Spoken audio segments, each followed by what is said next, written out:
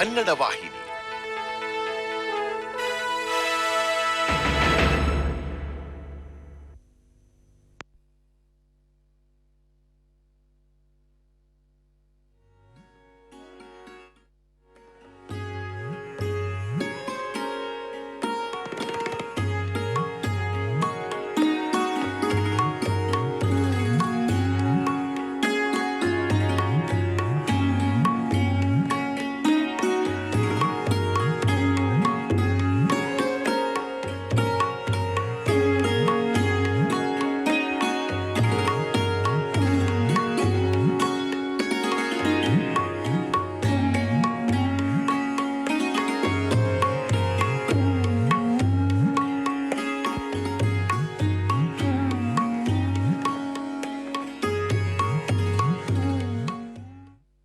ಆತ್ಮೀಯ ವೀಕ್ಷಕರೇ ನಮಸ್ಕಾರ.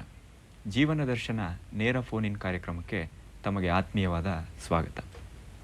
ಮನುಷ್ಯನ ಜೀವನದಲ್ಲಿ ಹಲವಾರು ಪ್ರಶ್ನೆಗಳನ್ನು ಅವನು ಎದುರಿಸಲೇ ಇರ್ತಾನೆ. ತನ್ನ ಜೀವನ ಅಂದರೆ ಏನು, ಈ ಜೀವನಕ್ಕೆ ಏನಾದರೂ ಅರ್ಥ ಇದೆಯಾ, ಇದಕ್ಕೊಂದು ಗುರಿ ಇದೆಯಾ, ಆ ಗುರಿಯನ್ನು ಮುಟ್ಟೋದಕ್ಕೆ ಯಾವುದಾದ್ರೂ ಒಂದು ದಾರಿ ಇದೆಯಾ, ಈ ರೀತಿ ಹಲವಾರು ಪ್ರಶ್ನೆಗಳನ್ನು ಅವನು ನಿರಂತರವಾಗಿ ತನ್ನೊಳಗಡೆ ತಾನು ಮಾಡಿಕೊಳ್ತಾನೆ ಇರ್ತಾನೆ. ಹಾಗಾದರೆ ಈ ಜೀವನಕ್ಕೆ ಒಂದು ಗುರಿ ಇದೆಯೇ, ಇದ್ದರೆ ಅದನ್ನು ತಲುಪುವಂಥ ದಾರಿ ಏನು, ಆ ದಾರಿಯಲ್ಲಿ ನಾವು ನಡೆಸಬೇಕಾದಂಥ ಸಾಧನೆಗಳೇನು, ಸಾಧನಗಳು ಯಾವುವು, ಇದ್ರ ಬಗ್ಗೆ ಎಲ್ಲ ತಿಳ್ಕೊಳ್ಳುವಂಥ ಕುತೂಹಲ ನಮಗೆ ಇದ್ದೇ ಇರುತ್ತೆ. ಇಂಥ ನಮ್ಮ ಕುತೂಹಲಗಳನ್ನು ತಣಿಸೋದಕ್ಕೆ ಅಂಥೇಳಿ ಇವತ್ತು ನಮ್ಮ ಜೊತೆಗೆ ಇದ್ದಾರೆ ವೀಣಾ ಬನ್ನಂಜೆ ಅವರು. ಅವರಿಗೆ ಈ ಜೀವನ ದರ್ಶನ ಕಾರ್ಯಕ್ರಮಕ್ಕೆ ನಮನಪೂರ್ವಕವಾದ ಸ್ವಾಗತವನ್ನು ಕೋರ್ತಾ ಇದ್ದೀವಿ. ನಮಸ್ಕಾರ. ಮೊದಲಿಗೆ ನಾವು ಈ ಜೀವನ ಅಂದರೆ ಏನು ಅನ್ನುವಂಥ ಒಂದು ಪ್ರಶ್ನೆಯಿಂದ ನಾವು ಈ ಕಾರ್ಯಕ್ರಮವನ್ನು ಆರಂಭ ಮಾಡ್ಬೋದು ಅಂತ ಅನಿಸುತ್ತೆ. ಬಹುಶಃ ಇದು ತುಂಬ ಕಠಿಣ ಮತ್ತು ತುಂಬ ಸುಲಭ ಪ್ರಶ್ನೆ. ಯಾಕೆಂತಂದರೆ ನಾನು ಹೇಗೆ ಬದುಕಬೇಕು ಅನ್ನೋದನ್ನು ಇವತ್ತು ಯಾರೂ ಒಂದು ಫಾರ್ಮ್ಯಾಟ್ ಹಾಕಿಕೊಟ್ಟು ಬದುಕ್ಸೋಕ್ಕೆ ಯಾರಿಂದಲೂ ಯಾರನ್ನೂ ನಡೆಸೋಕ್ಕೆ ಸಾಧ್ಯ ಇಲ್ಲ. ಕೆಲವೊಂದು ಫಿಕ್ಸ್ಡ್ ಫಾರ್ಮುಲಾಸ್ ಇದ್ದು ಬಿಟ್ಟರೆ ಅದು ತುಂಬ ಕಠಿಣ. ಫಿಕ್ಸ್ಡ್ ಫಾರ್ಮುಲಾಸ್ ಇಲ್ಲದಲ್ಲಿ ಹೇಗೆ ಬೇಕಾದರೆ ಹೋಗಬಹುದು. ಆನೆ ನಡೆದದ್ದೇ ಮಾರ್ಗ ಅಂತಾರಲ್ಲ ಹಾಗೆ. ನನ್ನ ಬದುಕಿನ ಬಗ್ಗೆ ನನಗೆ ಭಯಗಳಿದ್ದು ಮತ್ತು ನಾನು ಈ ಬದುಕನ್ನು ಆ ಭಯಗಳ ಪ್ರಕಾರವೇ ಬದುಕ್ತೀನಿ ಅಂತ ಹೊರಟವನಿಗೆ, ಆಮೇಲೆ ಆ ಫಾರ್ಮುಲಾಸ್ ಇವತ್ತು ಸೊಸೈಟಿ ಕೆಲವೆಲ್ಲ ಮಾಡಿಟ್ಟಿದೆ, ನಾನು ಹಾಗೇ ಹೋಗಬೇಕು ಅನ್ನೋವನಿಗೆಲ್ಲ ಇದು ತುಂಬ ಕಠಿಣ ಪ್ರಶ್ನೆ. ನಾನು ನಡೆದದ್ದು ದಾರಿ, ನಾನು ಎಲ್ಲಿಗೆ ಹೋಗಿ ಮುಟ್ತೀನಿ, ನನ್ನನ್ನು ಅದು ಇದು ಬಂಧಿಸೋದಿಲ್ಲ. ನಾನು ಹೀಗೆ ಹೋದಾಗ ನನಗೆ ದಾರಿ ಸಿಗಲಿಕ್ಕಿಲ್ಲ, ನಾನು ಗಂತವ್ಯ ಸೇರಲಿಕ್ಕಿಲ್ಲ, ಎಲ್ಲೋ ಹೋಗಿ ಕೊಚ್ಚೆಗೆ ಬಿದ್ದೇನು, ಅಥವಾ ಅದು ಒಂದು ದೊಡ್ಡ ಬೆಟ್ಟಕ್ಕೆ ನನ್ನನ್ನು ಏರಿಸಬಹುದು, ಇನ್ಯಾವುದೋ ಪ್ರಪಾತಕ್ಕೆ ಇಳಿಸಬಹುದು. ಇದು ಯಾವುದರ ಗೊಂದಲ ಇಲ್ಲದೆ ನಾನು ನಡೀತೇನೆ, ನಡೆದವನಿಗೆ ದಾರಿ ಇದೆ ಅಂತ ತೀರ್ಮಾನ ಮಾಡಿ ಬದುಕಲಿಕ್ಕೆ ಹೊರಟವನಿಗೆ ಇದು ತುಂಬ ಸುಲಭ ಪ್ರಶ್ನೆ. ಆದರೆ ಇದು ಸುಲಭದ ಪ್ರಶ್ನೆ ಹೌದು. ಆದರೆ ಈ ರೀತಿ ಒಂದು ನಿಶ್ಚಯ ಮಾಡ್ಕೋಬೇಕು ಅಂತ ಹೇಳಿದ್ರೆ ಅದಕ್ಕೆ ಒಂದು ಸಾಧನೆಯ ಒಂದು ಭೂಮಿಕೆ ಅಗತ್ಯವೇನೋ ಅನ್ನುವಂಥ ಒಂದು ಭಾವನೆ ಬರುತ್ತೆ. ಯಾಕೆಂದರೆ ಎಲ್ರಿಗೂ ಈ ಒಂದು ಮಟ್ಟದ ಒಂದು ಧೈರ್ಯ ಬರುವಂಥದ್ದಲ್ಲ. ಇಲ್ಲಿ ಅಂತಹ ಒಂದು ಮನುಷ್ಯನ ಒಳಗೆ ತನ್ನದೇ ಆದ ಚೇತನಕ್ಕೆ ಕೆಲವು ಕ್ವಾಲಿಟೀಸ್ ಇದೆ, ಸ್ವಭಾವ ಅಂತ. ಇದಲ್ಲದೆ ನೀವು ಹೇಳುವ ಪರಿಕರಗಳು ಅಂತ, ಅವನಿಗೆ ಅವನ ಸೊಸೈಟಿಯ ಜೊತೆಗೆ ಅವನ ತಂದೆ ತಾಯಿ, ಅವನು ಹುಟ್ಟಿ ಬೆಳೆದ ಮನೆ, ಅವರು ಕೊಟ್ಟ ಸಂಸ್ಕಾರ, ಜೊತೆಗೇನೆ ಅವನು ಕಲಿತ ಶಾಲೆ, ಪಾಠಶಾಲೆಯ ಅಲ್ಲಿಯ ಗುರುಗಳು, ಸಹಪಾಠಿಗಳು, ಅಥವಾ ಇನ್ನೂ ಇತರ ಅನೇಕ ಸಂಗತಿಗಳೆಲ್ಲ ಸೇರಿ ಅವನನ್ನು ನಡೆಸುವಾಗ ಅಂತತಃ ಇರುವ ಒಂದು ಸ್ವಭಾವಕ್ಕೆ ಕೆಲವೊಮ್ಮೆ ಪೂರಕ ಆಗ್ಬೋದು, ಕೆಲವೊಮ್ಮೆ ಅದು ತುಂಬ ಒಂದು ವಿರುದ್ಧ ದಿಕ್ಕಿನಲ್ಲಿ ಅವನನ್ನು ಕರ್ಕೊಂಡು ಹೋಗಬಹುದು. ಆಗ ನೀವು ಹೇಳುವ ತನ್ನ ಒಳಗೆ ಆ ಧೈರ್ಯ ಇಲ್ಲದೆ ಇದ್ದರೆ ಏನು ಮಾಡಬೇಕು ಅಂತ, ಪ್ರತಿ ಜೀವಕ್ಕೆ ಒಂದಲ್ಲ ಒಂದು ದಿನ ಆ ಧೈರ್ಯ ಬರೋದು ಅನಿವಾರ್ಯ ಅಂತ ನನ್ನ ಸ್ಪಷ್ಟ ತಿಳುವಳಿಕೆ. ಆ ಜೀವ ಬೆಳವಣಿಗೆಯ ಪ್ರೋಸೆಸ್ನಲ್ಲಿ ನಿನ್ನೆ ಭಯಪಟ್ಟ ಜೀವ ನಾಳೆ ಇನ್ನೊಂದು ಫಾರ್ಮಿಗೆ ಬಂದಾಗ, ಫಾರ್ಮ್ ಅನ್ನೋದನ್ನು ಪರಸ್ಪರ ಅದು ನಿರಂತರವಾಗಿ ಜೀವ ಬದಲಾಯಿಸ್ತಲೇ ಇರ್ತಿದೆ. ಇವತ್ತು ಇದ್ದ ಜೀವದಲ್ಲಿ ನೀವು ಹೇಳಿದ ಒಂದು ಸಮಸ್ಯೆಯನ್ನು ದಾಟಿತು ಅಂತಾದರೆ ಅದು ದಾಟಲೇಬೇಕು ಅಂತ. ಈ ಧೀರತೆ ಬರದೆ ಗತಿ ಇಲ್ಲ ಅಂತ ನನ್ನ ತಿಳುವಳಿಕೆ. ಧೀರತೆ ಅನ್ನೋದು ಒಂದು ಅಲ್ಟಿಮೇಟನ್ನು ಮುಟ್ಟುವ ಜೀವಕ್ಕೆ ಅನಿವಾರ್ಯವಾಗಿ ಬರಲೇಬೇಕಾದ, ಇಂದಲ್ಲ ನಾಳೆ ಸಂಭವಿಸಲೇಬೇಕಾದ ಮತ್ತು ಸಂಭವಿಸ್ತಿದೆ ಅನ್ನುವ ನಂಬಿಕೆ ಇರುವ ಸಂಗತಿ ನನಗೆ. ಇದು ನಂಬಿಕೆ ಬಂದಂಥವರ ಪ್ರಶ್ನೆ ಆಯಿತು. ಆದರೆ ಇದು ನಂಬಿಕೆಯ ಆಚೆಯ ದಡವನ್ನು, ಆಚೆಯ ಬಿಂದುವನ್ನು ಸೇರಿದಂಥವ್ರಿಗಾಯಿತು. ಆದರೆ ನಂಬಿಕೆ ಈಚೆಯ ದಡ, ಒಂದು ಪ್ರಾರಂಭದ ಒಂದು ಬಿಂದು ಅಂತಿದೆಯಲ್ಲ, ಅಲ್ಲಿ ಆ ಆಚೆಯ ಬಿಂದುವನ್ನು ಸೇರೋದಕ್ಕೆ ಮಾಡಬೇಕಾದಂಥ ಸಾಧನೆಗಳು ಏನು ಅನ್ನುವಂಥ ಒಂದು ಪ್ರಶ್ನೆ ಬರುತ್ತೆ. ಇವತ್ತು ನಮ್ಮ ಕಾರ್ಯಕ್ರಮದ ಶೀರ್ಷಿಕೆ ಕೂಡ ಅದು ಸಾಧನೆಯ ಹಾದಿಯಲ್ಲಿ ಅಂತಾನೆ ನನಗೆ ಕಾಣಿಸ್ತಿದೆ. ಇವಾಗ ಸಾಧನೆ ಅಂದಾಗ ನಾವು ಯಾವುದನ್ನು ಒಂದು ಧ್ಯಾನ ಕೂತ್ಕೊಳ್ಳೋದು ಅಥವಾ ಪೂಜೆ ಮಾಡೋದು, ನಿರಂತರವಾಗಿ ದೇವರನ್ನು ನೆನೆಯೋದು, ಪ್ರತಿ ಕ್ರಿಯೆಗಳಲ್ಲೆಲ್ಲ ನಾನು ಹೀಗೆ ಮಾಡ್ತಿದ್ದಾಗ ಆ ಭಗವಂತ ನನ್ನನ್ನು ಕಾಯಲಿ ಅಂತ ಹೊರಡೋದು, ಇವುಗಳನ್ನೆಲ್ಲ ನಾವು ಬಹಳ ಬಾರಿ ಹೇಳ್ತಿರಬಹುದು, ಹೀಗೆ ಮಾಡು ಅಂತ. ನಾನು ಬಹಳ ಬಾರಿ ಹೀಗೆ ಯೋಚಿಸ್ತೀನಿ, ನಮಗೆ ಗೊತ್ತೇ ಇಲ್ಲದೆ ನಮ್ಮನ್ನು ಗೈಡ್ ಮಾಡುವ ಸಂಗತಿಗಳು ಕೂಡ ನಮಗೆ ಪದೇ ಪದೇ ಇಂಥ ಸೂಚನೆಗಳನ್ನು ಕೊಡ್ತೀವಿ ಅಂತ. ನಾವು ಏನು ಮಾಡ್ತೀವಿ ಅಂತಂದರೆ, ಈಗ ನೋಡಿ, ಒಂದು ಸಣ್ಣ ಹುಡುಗಿ ಇದೆ ಅಂತ ಭಾವಿಸಿ. ಆ ಹುಡುಗಿ ತನ್ನ ಬಡತನದಲ್ಲಿ ಇದೆ. ಆ ಬಡತನದಲ್ಲಿ ಇದ್ದ ಹುಡುಗಿಯನ್ನು ಇದನ್ನು ಒಂದು ದಿನ ಅದರ ಯಾವುದೋ ಒಳ್ಳೆಯ ಕ್ವಾಲಿಟೀಸಿಗೋಸ್ಕರ, ಆ ಡಿವೈನ್ ಅರೇಂಜ್ಮೆಂಟ್ ಅಂತ ನಾವು ಸುಪ್ರೀಂ ಎನರ್ಜಿ ಅಂತ ಯಾವ್ದು ಹೇಳ್ತೀವಿ, ಆ ಸುಪ್ರೀಂ ಎನರ್ಜಿ ಒಂದಿನ ಡಿಸೈಡ್ ಮಾಡುತ್ತೆ ಈ ಮಗುನ ಈ ಸ್ಥಿತಿಯಿಂದ ಲಿಫ್ಟ್ ಮಾಡಬೇಕು ಅಂತ. ಈ ಮಗುನ ಈ ಸ್ಥಿತಿಯಿಂದ ಲಿಫ್ಟ್ ಮಾಡಬೇಕು ಅನ್ನೋದು ಅದರ ನಿರ್ಣಯ. ಆ ನಿರ್ಣಯವನ್ನು ಅದೇ ಬಂದು ಮಾಡಲಾರದು, ಇನ್ನೊಂದು ವ್ಯಕ್ತಿಯ ಮೂಲಕವೇ ಮಾಡಬೇಕು, ಒಬ್ಬ ಮನುಷ್ಯನ ಮುಖಾಂತರ ಮಾಡಿಸುತ್ತೆ.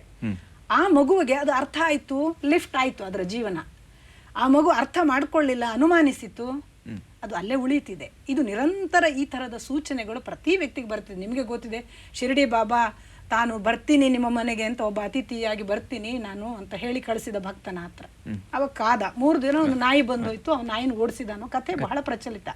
ಅಂದರೆ ನಮ್ಮ ಹತ್ರ ಇಂಥ ಅನೇಕ ಸೂಚನೆಗಳು. ನಾನು ನನ್ನ ಬದುಕಿನ ಬಗ್ಗೆ ನಿಮಗೆ ಹೇಳೋದಾದರೆ, ನಾನು ಎಂದೂ ಆಧ್ಯಾತ್ಮವನ್ನು, ದೇವರ ಮಾರ್ಗವನ್ನು, ಪೂಜೆಯನ್ನು ಅಥವಾ ಮಂತ್ರ ಪಠಣಗಳನ್ನು ಯಾವುದನ್ನು ಇಷ್ಟಪಟ್ಟವಳು ಅಲ್ಲ. ಅದು ಒಂದು ಸಂಗತಿಯ ಅಂತ ಅದರ ಬಗ್ಗೆ ತುಂಬ ಅಸಡ್ಡೆಯಿಂದ, ಅಗೌರವದಿಂದ ಇದ್ದವಳು. ಆಮೇಲೆ ಅದು ಮಾಡಿದರೆ ನಾನೇ ಮಾಡಬೇಕು ಪೂಜೆ, ನೋಡಿದರೆ ನಾನೇ ನೋಡಬೇಕು ದೇವರನ್ನು, ಇನ್ಯಾರೋ ಮಾಧ್ಯಮದ ಮೂಲಕ ಎಲ್ಲ ಬೇಡ ಅನ್ನುವಂಥ ಕಾಲಘಟ್ಟದಲ್ಲಿ ಸಿಕ್ಕಾಪಟ್ಟೆ ತುಂಟ ಉಡಾಳ ಹುಡುಗಿಯಾಗಿ ಎಲ್ಲ ಅಕ್ಕಪಕ್ಕದ ಮನೆಯವರಿಗೆ ತೊಂದರೆ ಕೊಟ್ಕೊಂಡಿರುವಂಥ SSLCಯ ದಿನಗಳಲ್ಲಿ ನನ್ನ ಪಕ್ಕಕ್ಕೆ ಇದ್ದ ಒಂದು ಮನೆಯ ತಾಯಿ ನನಗೆ ಒಂದು ದಿವಸ ಹೇಳಿದರು, ನೀನು ಒಂದು ಕೆಲಸ ಮಾಡು, ವಿಷ್ಣು ಸಹಸ್ರನಾಮ ಅಂತ ಇದೆ, ನೀನು ಸುಮ್ಮನೆ ಅದನ್ನು ಓದು, ನಿನಗೆ ಸಂಸ್ಕೃತ ಬರದಿದ್ದರೆ ತೊಂದರೆ ಇಲ್ಲ, ಕನ್ನಡ ಲಿಪಿಯಲ್ಲಿ ಬರೆದದ್ದು ಓದೋಕ್ಕೆ ಸಿಗುತ್ತೆ, ನೀನು ಅದನ್ನು ಓದು.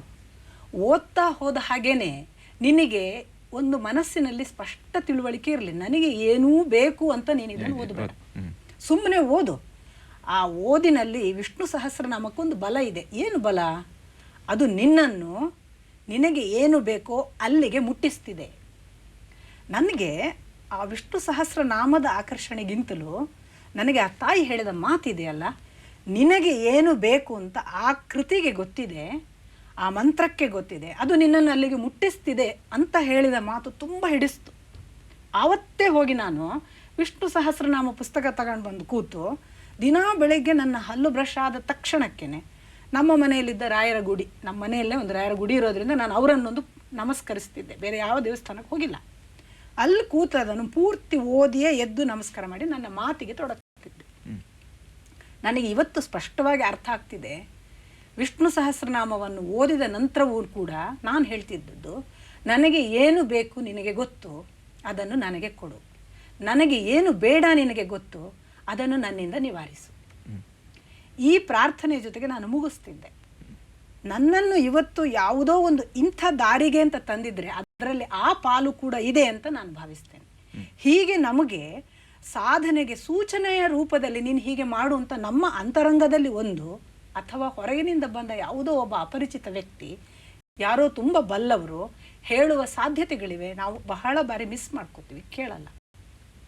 ಹೌದು, ಅದು ಹಲವರ ಈ ಸಾಧಕರ ಜೀವನದಲ್ಲಿ ನಾವು ನೋಡುವಂಥದ್ದೇ. ಯಾವುದೋ ಒಂದು ರೂಪದಲ್ಲಿ ಅವರಿಗೆ ಒಂದು ಸಿಗ್ನಲ್ ಅನ್ನುವ ಅರ್ಥದಲ್ಲಿ ಬರ್ತಾ ಇರುತ್ತೆ ಅಂತೇಳಿ. ಆದರೆ ಅದನ್ನು ಗಮನಿಸಬೇಕು ಅಂತ ಹೇಳಿದ್ರೆ ಅದರ ಹಿಂದೆ ಯಾವುದೋ ಒಂದು ಮನೋಧರ್ಮ ಕೆಲಸ ಮಾಡಬೇಕಲ್ಲ. ಈಗ ನನಗೆ ಅಲ್ಲಿಂದ ಸೂಚನೆ ಬಂದಿದೆ, ನನ್ನ ದಾರಿ ಈ ಕಡೆ ಇದೆ ಅಂತ ಒಂದು ಸೂಚನೆ ಬಂದಿದೆ ಅಂತ ಗ್ರಹಿಸಬೇಕು ಅಂತ ಹೇಳಿದ್ರೆ ಆ ಸಾಧಕನಿಗೆ ಯಾವುದೋ ಇನ್ನೊಂದು ಸಂಸ್ಕಾರ ಅನಿವಾರ್ಯ ಅಂತ ಅನ್ಸುತ್ತೆ. ಇದು ಎಲ್ಲರಿಗೂ ಬರುವಂಥ ಒಂದು ಪ್ರಶ್ನೆ.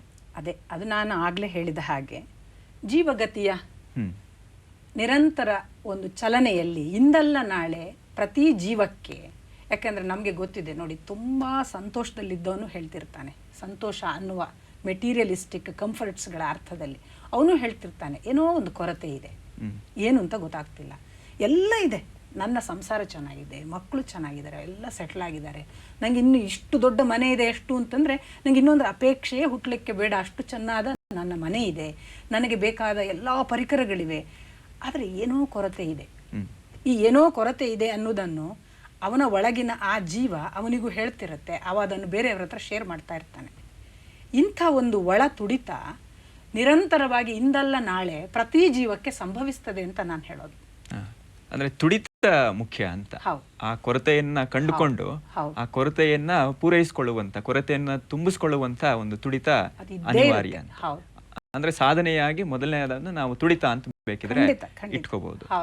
ಈ ತುಡಿತ ಬರಬೇಕು ಅಂತ ಹೇಳಿದ್ರೆ ನಾವು ಜೀವನವನ್ನು ಅಥವಾ ಜಗತ್ತನ್ನು ತುಂಬಾ ಆಳವಾಗಿ ನೋಡುವಂತ ಒಂದು ಪ್ರಕ್ರಿಯೆಯನ್ನ ಪ್ರಾಯಶಃ ಬೆಳೆಸ್ಕೋಬೇಕಾಗತ್ತೆ.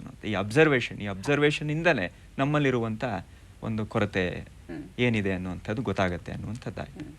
ಹಾಗಾದ್ರೆ ನಾವು ಸಾಮಾನ್ಯವಾಗಿ ಸಾಧನೆ ಅಂದ ಕೂಡಲೇ ಈ ಸಾಧನೆಯ ಒಂದು ದಾರಿಯಲ್ಲಿ ಹಲವಾರು ಒಂದು ಮೈಲಿ ಗಲ್ಲುಗಳನ್ನು ಗುರುತಿಸುವಂಥ ಒಂದು ಪ್ರಕ್ರಿಯೆ ಶಾಸ್ತ್ರದಲ್ಲಿ, ಪರಂಪರೆಯಲ್ಲಿ ಈ ಆಧ್ಯಾತ್ಮ ಗುರುಗಳು ಇದು ಅಂತ ಹೇಳುವಂಥದ್ದು ಉಂಟು. ಅದರಲ್ಲಿ ಮೊದಲನೇದಾಗಿ ಬರುವಂಥದ್ದು ಗುರು ಅನಿವಾರ್ಯ ಅನ್ನುವಂಥದ್ದು. ಇಲ್ಲಿ ಸಾಧನೆಗೆ ಗುರು ಎಷ್ಟು ಅನಿವಾರ್ಯ, ಅದಕ್ಕೂ ಮೊದಲು ನಾವು ಗುರು ಅಂದರೆ ಏನು ಅಂತ ಈ ಹಿನ್ನೆಲೆಯಲ್ಲಿ ಸ್ವಲ್ಪ ನೋಡ್ಬೋದು ಅಂತ ಅನ್ಸುತ್ತೆ. ಅಲ್ಲ, ನನ್ನನ್ನು ಕೇಳಿದರೆ ಸಾಧನೆಯಲ್ಲಿ ಗುರು ಅನಿವಾರ್ಯ, ಆಮೇಲೆ ಗುರುವನ್ನು ನಾವು ಹುಡುಕಿಕೊಂಡು ಹೋಗಬೇಕು, ನಾವು ಅವನನ್ನು ಕಾದು ಕಾದು ನಮ್ಮ ದಾರಿ ತುಂಬ ಅವನಿಗಾಗಿ ಒಂದು ದಿನ ಪರಿತಪಿಸಿ ಅವನನ್ನು ಭೇಟಿಯಾಗುವವರೆಗೂ ನಮಗೇನು ಸಾಧ್ಯವೋ ಅದನ್ನು ಮಾಡ್ತಾ ಹೋಗಬೇಕು, ಇಂಥ ಒಂದು ತಿಳುವಳಿಕೆ ಇತ್ತೀಚೆಗೆ ಬಹಳ ಜಾಸ್ತಿ ಆಗ್ತಿದೆ. ನಮ್ಮ ಪೂರ್ವದ ಒಂದು ಕಡೆಗೆ ಕಣ್ಣು ಹಾಯಿಸಿದರೆ ನನಗಿದು ತುಂಬ ತದ್ವಿರುದ್ಧ ಅಂತ ಅನಿಸುತ್ತೆ. ರಜನೀಶ್ನ ಒಂದು ಮಾತು ಇದೆ, you can not go to God because you do not know where he is. So far, nobody has given his address. And so many have gone, you ask them, they do not know where he is. They can't tell you the address ಅಂತ. ಇಷ್ಟಕ್ಕೆ ಮುಗಿಸಲ್ಲ ರಜನೀಶ್. ಅವನು ಮುಂದಿನ ಮಾತನ್ನು ಹೇಳ್ತಾನೆ, it is always otherwise, he will come and knock at your door, only thing is you have to be prepared ಅಂತ. ನೀವು ಕೇಳ್ತಾ ಇರೋ ಪ್ರಶ್ನೆ ಈ preparation, what is the preparation ಅಂತ. ಈ you have to be prepared ಅನ್ನೋದು ನಮಗೆ ಸಂಬಂಧಪಟ್ಟದ್ದಲ್ಲ ಅಂತ ನಾನು ಹೇಳೋದು. ಯಾಕೆಂದರೆ he will come and knock at your door when you are prepared. When you have to be prepared, what you have to be prepared, that is also a process and it is, ಅದು ಕೂಡ ಅಲ್ಲಿಂದ guide ಆಗುತ್ತೆ ಅಂತ. ಇವಾಗ ಅಲ್ಲಿಂದ guide ಆಗುತ್ತಲ್ಲ, ನಾವು ಕೂತ್ರಾಯ್ತು ಅಂತ ನನ್ನ ಮಾತು ಹಾಗೂ ಅರ್ಥ ಆಗುತ್ತೆ. ಸುಮ್ಮನೆ ಕೂತ್ರಾಯ್ತು ಅಂತ. ವಿಷಯ ಹೀಗಿದೆ, ನಮಗೆ ಆ ಥರದ ಪ್ರಚೋದನೆಗಳನ್ನು, ಪ್ರೇರಣೆಗಳನ್ನು ಕೊಟ್ಟು ನಮ್ಮ ತಯಾರಿಯನ್ನೂ ಕೂಡ ನಮ್ಮಿಂದ ಮಾಡಿಸುವ ಕೆಲಸ ಅದು ನಿರಂತರ ಪರಸ್ಪರವಾಗಿ ಆಗ್ತಲೂ ಇರ್ತದೆ. ನಾವು ಮಾಡ್ತಿರ್ತೀವಿ, ನಾವು ಎಡವ್ತೀವಿ, ನಾವು ಎಲ್ಲೆಲ್ಲೋ ಹೋಗ್ತೀವಿ, ಯಾರನ್ನೋ ಕಾಣ್ತೀವಿ, ಎಲ್ಲೋ ಧ್ಯಾನ ಕೂತ್ಕೊಳ್ತೀವಿ. ವಾಸ್ತವಿಕ ಗುರು ಅನ್ನುವ ವ್ಯಕ್ತಿ ನಾವು ಹುಡುಕಿ ಹೋಗಲಿಕ್ಕೆ ಇರುವ ಒಂದು ಶಕ್ತಿ ಅಲ್ಲ, ತಾನಾಗಿ ಬರುವುದಕ್ಕೆ ತನ್ನನ್ನು ತಾನು ಕಾಯ್ದುಕೊಂಡು, ಅದೂ ಕೂಡ ತಪಸ್ಸಿನ ಭಾಗ ಅಂತ ಭಾವಿಸಿ ಪ್ರತಿ ಗುರು ಕೂಡ ಶಿಷ್ಯನನ್ನು ಹುಡುಕಿಕೊಂಡು ಟಾರ್ಗೆಟ್ ಮಾಡಿ, ಅಲ್ಲಿ ನನ್ನ ಮಗು ಇದೆ, ಅದು ಸಿದ್ಧ ಆದಾಗ ನಾನು ಹೋಗ್ತೀನಿ ಅಂತ ಕಾಯ್ತಾನೆ. ಹೊರತಾಗಿ ನಾವು ಹೋಗುವ ಕೆಲಸ ಇಲ್ಲ, ಹೋಗಬಾರದು ಕೂಡ. ದೊಡ್ಡದರ ಹತ್ತಿರ ಚಿಕ್ಕದು ಹೋಗಬಾರ್ದು. ನಾನು ಹೀಗೆ ಹೇಳಿದರೆ ಅದೇನು ಹಿಮಾಲಯ ಬರಬೇಕಾ? ವಿಷಯ ಹಾಗೇ ಇದೆ ಅಂತ ಕಾಣಿಸುತ್ತೆ. ದೊಡ್ಡದು ಚಿಕ್ಕದನ್ನು ಆರಿಸ್ಕೊಳ್ಬೇಕು. ಚಿಕ್ಕದು ನಾನಿದ್ದೇನೆ ಬನ್ನಿ ತಗೊಳ್ಳಿ ಅಂತ ದೊಡ್ಡದ್ರ ಹತ್ರ ಹೋಗಬಾರದು ಅಂತ ಆಲ್ಪರಿಕೆ ಬರತಕ್ಕದ್ದಲ್ಲ ಯಾವ ಶಿಷ್ಯನಿಗೂ. ನಮ್ಮಲ್ಲಿ ಇಂಥ ಒಂದು ದಯನೀಯ ಸ್ಥಿತಿ ಬಂತು ನೋಡಿ, ಅದನ್ನೇ ಇವತ್ತು ದುರುಪಯೋಗ ಮಾಡ್ತಾ ಇರೋದು. ಅದಕ್ಕೆ ಬೀದಿ ಬೀದಿಗೆ ಗುರುಗಳು ಹುಟ್ಟಿದ್ದು. ಹೌದು, ಇದು ಕಾಶ್ಮೀರ ಶೈವದ ಪರಿಭಾಷೆಯಲ್ಲಿ ಬಹಳ ಅದ್ಭುತವಾಗಿ ನೀವು ಹೇಳಿದ ಮಾತನ್ನೇ ಹೇಳುವಂಥದ್ದು. ಈ ಶಿವನ ಪಂಚಕೃತ್ಯಗಳಲ್ಲಿ ಒಂದಾದ ಅನುಗ್ರಹ ಅನ್ನು ಹೇಳುವಂಥದ್ದು ಹೀಗೆ. ಆ ಶಿವನ ಅನುಭವ ಅವನ ಅನುಗ್ರಹದಿಂದಲೇ ನಮಗೆ ಸಿಗಬೇಕು ಅಂತ, ಅದಕ್ಕೆ ಬೇರೆ ಮಾರ್ಗ ಇಲ್ಲ ಅನ್ನುವಂಥ ಮಾತು ಬರುತ್ತೆ. ಹಾಗಾದ್ರೆ ಇಷ್ಟೆಲ್ಲ ಇದ್ರೂ ಕೂಡ ಗುರು ಅನ್ನೋದಕ್ಕೆ ಯಾವುದೋ ಒಂದು ಲಕ್ಷಣವನ್ನ ನಾವು ಹೇಳಬೇಕಾಗತ್ತೆ. ಹಾಗಿದ್ರೆ ನಿಮ್ಮ ದೃಷ್ಟಿಯಲ್ಲಿ ಗುರು ಅಂದ್ರೆ ಏನು? ನೋಡಿ, ತನ್ನನ್ನು ತಾನು ಇನ್ನು ಇಲ್ಲದಂತೆ ಒಂದು ಎತ್ತರಕ್ಕೆ ಮುಟ್ಟಿಸಿಕೊಂಡವ ಗುರು. ತಾನು ಇನ್ನು ಇಳಿಯಲಾರೆ, ಇಳಿಯುವ ಯಾವ ಸಾಧ್ಯತೆಗಳೂ ಇಲ್ಲ ಅನ್ನುವ ಸ್ಪಷ್ಟ ತಿಳುವಳಿಕೆಯ ಹಂತವನ್ನು ಮುಟ್ಟಿದವ ಗುರು.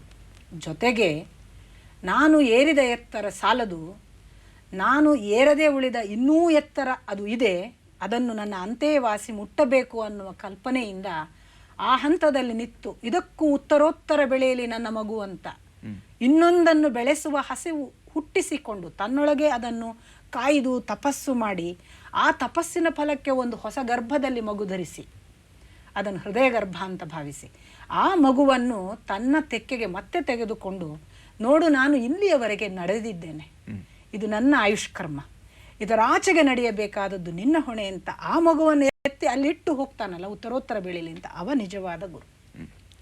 ನಿಮ್ಮ ಮಾತಿನಲ್ಲಿ ತಪಸ್ಸು ಅನ್ನುವಂಥ ಶಬ್ದ 3 ಬಾರಿ ಬಂತು. ಹಾಗಿದ್ರೆ ಈ ತಪಸ್ಸು ಅಂದ್ರೆ ಏನು? ಈ ಸಾಧನೆಯ ಭಾಗವಾಗಿ ತಪಸ್ಸನ್ನ ನಾವು ಹೇಗೆ ನೋಡಬಹುದು? ನಮ್ಮನ್ನು ನಿರಂತರವಾಗಿ ಸುಡುವಂತೆ ಒಂದು ಭಾವ ಇರುತ್ತಲ್ಲ ಒಳಗೆ, ಅದು ತಾಪ. ತಾಪ ಕ್ರಿಯೇಟ್ ಆಗೋದಿದೆಯಲ್ಲ, ಅದು ತಪಸ್ಸು. ಈಗ ತಾಪ ಅಂದಾಗ ಒಂದು ಪ್ರೇಮಿಗೆ ನಾನು ಆ ಹುಡುಗಿ ನೋಡ್ಲೇ ಇಲ್ಲ ಅಂದಾಗ ಒಳಗೊಂದು ಕುದಿ ಪ್ರಾರಂಭ ಆಗತ್ತೆ. ಆ ಕುದಿ ಎಷ್ಟಿರುತ್ತೆ ಅಂದ್ರೆ ಅವಳನ್ನು ನೋಡುವವರೆಗೂ ಅವನಿಗೆ ಊಟ ಸೇರಲ್ಲ, ನಿದ್ದೆ ಬರಲ್ಲ, ಕನಸು ಬೀಳಲ್ಲ, ಅವನ ಎಚ್ಚರ ಕೂಡ ಅವನಿಗೆ ಇಲ್ಲಿ ಯಾರ ಅರಿವಿರೋಲ್ಲ, ಅವನಿಗೆ ಕಾಣೋದು ಅವಳೊಬ್ಬಳೆ. ಎಷ್ಟು ದಿನ ಆಯಿತು ಅವಳು ನನಗೆ ಸಿಕ್ಕಿಲ್ಲ, ನನಗೆ ನೋಡೋದಕ್ಕಾಗಿಲ್ಲ, ಅವಳು ಎಲ್ಲಿದ್ದಾಳೋ ಏನೋ, ಹೇಗಿದ್ದಾಳೋ ಏನೋ, ಒಂದು ನಿರಂತರ ಆ ಒಂದು ಸೆಳೆತ ಇರುತ್ತಲ್ಲ, ಆ ಕುದಿ ಅವನು ಹೇಗೆ ಬೇಕೋ ಹಾಗೆ ಇರಕ್ಕೆ ಬಿಡೋದಿಲ್ಲ. ಅವನು ಎಲ್ಲರ ಹಾಗೆ ಇರದೆ ಇನ್ನೇನೋ ಆಗುವ ಒಂದು ಪರಿಸ್ಥಿತಿಗೆ ತರ್ತಿದೆ. ಅದು ಕುದಿ. ಆ ತಪಸ್ಸು ಪ್ರತಿ ಗುರುವಿಗೂ ಇರುತ್ತೆ, ಪ್ರತಿ ಶಿಷ್ಯನೊಳಗೂ ಇರುತ್ತೆ. ಈಗ ಒಂದು ಕರೆ ಬಂದಿದೆ, ಕರೆಯನ್ನು ಸ್ವೀಕಾರ ಮಾಡೋಣ. ಅಪೂರ್ವ ಅನ್ನುವಂಥವ್ರು ಕರೆಯನ್ನು ಮಾಡಿದ್ದಾರೆ. ನಮಸ್ಕಾರ. ಹಲೋ. ನಮಸ್ಕಾರ. ನಿಮ್ಮ ಪ್ರಶ್ನೆ ಏನು ಕೇಳಿ? ನಾನು ಚಿಕ್ಕ ವಯಸ್ಸಾಗಿಂದ ನನಗೆ ತಿಳಿತಾ ಇದ್ದಾಗಿಂದ ಯಾವಾಗ್ಲೂ ದೇವರ ಪೂಜೆ ಸಂಸ್ಕಾರ ಇಷ್ಟೆಲ್ಲ ನಂಬ್ಕೊಂಡು ಒಳ್ಳೇದನ್ನೇ ಮಾಡ್ತಾ ಇದ್ದೀನಿ. ಆದ್ರೆ ನನಗೆ ಯಾಕೆ ಒಳ್ಳೇದಾಗ್ತಾ ಇಲ್ಲ? ಅಲ್ಲ, ವಿಷ್ಣು ಸಹಸ್ರನಾಮ ಎಲ್ಲಾನು ಹೇಳ್ತಾ ಇದ್ದೀನಿ ನಾನು. ನಿಮಗೆ ಒಳ್ಳೇದಾಗ್ಲಿಲ್ಲ ಅನ್ನೋದನ್ನು ನೀವು ಯಾವ ನೆಲೆಯಲ್ಲಿ ನಿಂತು ಯೋಚಿಸ್ತಿದ್ದೀರಿ ಅಂತಂದ್ರೆ ನನಗೆ ಕಾಣಿಸೋದು, ಒಂದು ಇನ್ನೊಬ್ಬರಿಗೆ ಕಂಪೇರ್ ಮಾಡಿ ಯೋಚಿಸ್ತಿದ್ದೀರಿ, ಅಥವಾ ನಿಮ್ಮ ಇರುವಿಕೆಯ ಸ್ಥಿತಿಯ ಬಗ್ಗೆನೇ ನಿಮಗೇನೆ ಅಸಮಾಧಾನ ಇದೆ ಅಂತಾದ್ರೆ ಆ ದಿಶೆಯಿಂದ ಯೋಚಿಸಿ ಹೇಳ್ತಿದ್ದೀರಿ. ಇಲ್ಲ ಮೇಡಮ್, ಈಗ ನನ್ನ ಮಕ್ಕಳು ರ್ಯಾಂಕ್ ಬರೋದು ಬೇಡ, ಅಟ್ಲೀಸ್ಟ್ ಪಾಸ್ ಆದ್ರೂ ಆಗ್ಬೇಕಾ? ಹಾಗಾದ್ರೆ ನೀವು ಗಳಿಸೋದು ಬೇಡ, ಇರೋದನ್ನಾದ್ರೂ ಇಟ್ಕೋಬೇಕಾ? ಅಲ್ಲ, ನಾನು ಆರಂಭದಲ್ಲಿ ಒಂದು ಮಾತು ಹೇಳಿದೆ ತಾಯಿ, ನಮಗೆ ಈ ಫಲ ಬೇಕು ಅಂತ ಓದುವ ವಿಷ್ಣು ಸಹಸ್ರನಾಮಕ್ಕಿಂತ ಫಲವನ್ನೇ ನಿರೀಕ್ಷಿಸದೆ ಅದಕ್ಕೆ ನನಗೆ ಏನನ್ನು ಕೊಡಬೇಕು ಅಂತ ಗೊತ್ತಿದೆ ಅನ್ನುವ ಭಾವದಿಂದ ಓದು ಅಂತ ನನಗೊಬ್ಬ ತಾಯಿ ಹೇಳಿದ್ರು ಅಂತ. ಅಲ್ಲ ರೀ, ನಾನು ನನಗ್ ತಿಳಿತಾ ಇದ್ದಂಗೆ, ನನಗೆ ಅಕ್ಷರ ಜ್ಞಾನ ಇತ್ತದಂಗೆ ಓದ್ತಿದ್ದಾಗ ಅವಾಗ ಫಲ ನಿರೀಕ್ಷಿಸಲಾಗಿದ್ನಲ್ಲ, ಏನ್ ಬೇಕು ಅಂತ ಗೊತ್ತಾಗೋಕಿನ್ನ ಮುಂಚೆಯಿಂದಾನೇ ದೇವ್ರು ಓದ್ತಾ ಇದ್ದೀನಿ. ಹೌದು.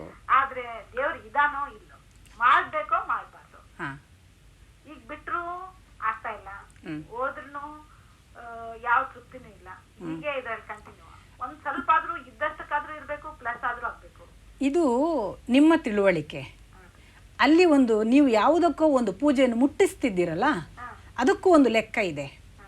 ನಿಮ್ಮ ಒಳಗೆ ಏನೇನು ಒಂದು ಸಂಶಯಗಳಿದೆ ಅಲ್ಲ, ಇವನನ್ನು ಪೂಜಿಸ್ಬೇಕೋ ಬೇಡವೋ, ಇವನನ್ನು ನಂಬಬೇಕೋ ಬೇಡವೋ, ಇವನು ನಡೆಸ್ತಾನೋ ಇಲ್ಲವೋ, ಇದನ್ನು ಪರೀಕ್ಷಿಸುವುದಕ್ಕೋಸ್ಕರ ಕೂಡ ಈ ಥರ ನಿಮಗೆ ಪ್ರತಿಕ್ರಿಯೆ ಆಗ್ಬೋದು. ಯಾಕೆ ಗೊತ್ತಾ? ನಿಮ್ಮ ಪೂಜೆ ನೀವು ಇಟ್ಟುಕೊಂಡ ಕನ್ನಡಿ, ಅದು ನಿಮ್ಮ ಪ್ರತಿಕ್ರಿಯೆಯನ್ನೇ ಕೊಡಬೇಕಲ್ವಾ?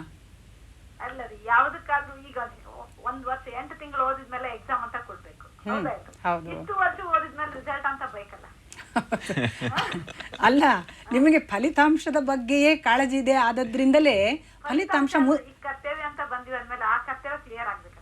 ಅದು ನಿಜಾನೇ.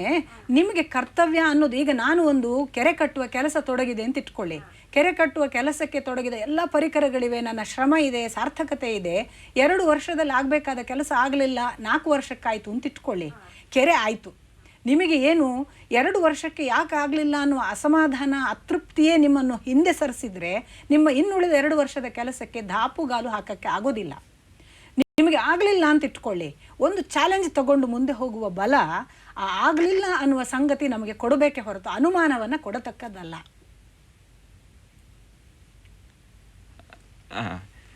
ಈ ಥರದ ಇವಾಗ ಅಪೂರ್ವ ಅವರು ಏನು ಪ್ರಶ್ನೆ ಏನು ಕೇಳಿದ್ರು, ಇದು ಹಲವರಿಗೆ ಬರುವಂಥದ್ದು. ನಾನು ದೇವ್ರ ಪೂಜೆ ಮಾಡ್ತಾ ಇದ್ದೀನಿ, ಅಥವಾ ಈ ಅಧ್ಯಾತ್ಮದ ಮಾರ್ಗದಲ್ಲೇ ಇರುವಂಥವ್ರಿಗೆ ನಾನು ಇಷ್ಟು ಹೊತ್ತು ಧ್ಯಾನ ಮಾಡ್ತಾ ಇದ್ದೀನಿ, ಇದನ್ನು ಓದ್ತಾ ಇದ್ದೀನಿ, ಆ ಗುರುಗಳ ಹತ್ರ ಹೋಗ್ತಾ ಇದ್ದೀನಿ, ಈ ಗುರುಗಳ ಹತ್ರ ಹೋಗ್ತಾ ಇದ್ದೀನಿ, ಆದರೆ ನಾನು ಏನೂ ಸಿಗ್ತಾ ಇಲ್ಲ, ಈ ಥರ ಪೂಜೆ ಪುನಸ್ಕಾರ ಹೋಮ ಹವನ ಮಾಡುವಂಥವ್ರು ಲೌಕಿಕವಾದ ಕಂಫರ್ಟ್ಸ್ ಸಿಗ್ತಾ ಇಲ್ಲ, ಅಧ್ಯಾತ್ಮ ಮಾರ್ಗದಲ್ಲಿರುವಂಥವ್ರು ನನಗೆ ಬ್ರಹ್ಮಜ್ಞಾನ ಸಿಗ್ತಾ ಇಲ್ಲ, ಈ ರೀತಿಯ ದ್ವಂದ್ವಗಳು ನಿರಂತರವಾಗಿ ಕಾಡ್ತಾ ಇರುತ್ತೆ. ಇದನ್ನ ಹೇಗೆ ನಿಲುಗಡೆಗೆ ತಂದುಕೊಳ್ಳೋದಕ್ಕೆ ಸಾಧ್ಯ?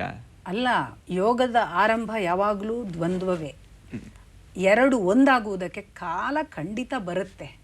ಒಂದು ತಾಳ್ಮೆ, ನಿರಂತರ ನಂಬಿಕೆ ಎಲ್ಲಿಯವರೆಗೆ ಅಂತಂದರೆ ಅಲ್ಲಿ ಒಂದು ಸೂಜಿ ಮೊನೆಯಷ್ಟು ಕೂಡ ಸಂಶಯಕ್ಕೆ ಕಾರಣ ಇರಬಾರದು.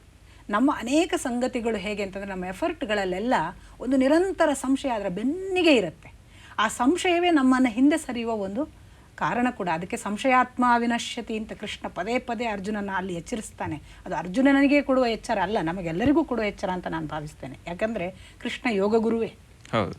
ಆ ದಿಶೆಯಲ್ಲಿ ನಮ್ಮ ಎಲ್ಲ ಕ್ರಿಯೆಗಳಿಗೆ ನಮಗೆ ಹೀಗೊಂದು ಫಲ ಬೇಕು ಅಂತ ನಿರೀಕ್ಷೆ ಮಾಡಲಿಕ್ಕೆ ನಾವು ಯಾರೂ ಅಲ್ಲ ಅಂತ. ನಾವು ಮಾಡುವುದಷ್ಟೇ ನಮ್ಮ ಕೆಲಸ. ಬಾರದೇ ಇದ್ರೆ ಬಂದೇ ಬರುತ್ತೆ ಅನ್ನುವ ಕನ್ವಿಕ್ಷನ್ ಬೇಕು. ಈಗ ಇನ್ನೊಂದು ಕರೆ ಇದೆ. ರುದ್ರಮ್ಮ ಅನ್ನುವಂಥವ್ರು ಗಂಗಾವತಿಯಿಂದ ಕರೆಯನ್ನು ಮಾಡಿದ್ದಾರೆ. ನಮಸ್ಕಾರ. ನಮಸ್ಕಾರ. ಹಲೋ. ಕೇಳಿ ನಿಮ್ಮ ಪ್ರಶ್ನೆ ಏನು ಕೇಳಿಮ್ಮ. ಹಲೋ. ಕೇಳಿ ನಿಮ್ಮ ಪ್ರಶ್ನೆ ಏನು ಕೇಳಿ. ಹಲೋ. ಕೇಳಿಸ್ತಾ ಇದೆ, ಕೇಳಿ. ಮೇಡಮ್, ನಾವು ವೀಣಾ ಬಲಂಜಿ ಅವರಿಗೆ ಒಂದು ಪ್ರಶ್ನೆ ಕೇಳಬೇಕಾಗಿದೆ. ಕೇಳಿ. ಇಂದಿನ ಕೆಲವೊಬ್ಬರು ಗುರುಗಳು ಮಾರ್ಗದರ್ಶನ ಸ್ವಲ್ಪ ಜನರಿಗೆ, ಅಮಾಯಕ ಜನರಿಗೆ ತಪ್ಪು ಮಾರ್ಗದರ್ಶನ ಕೆಲವೊಬ್ಬರು ನೀಡುವಂತರಿದ್ದಾರೆ.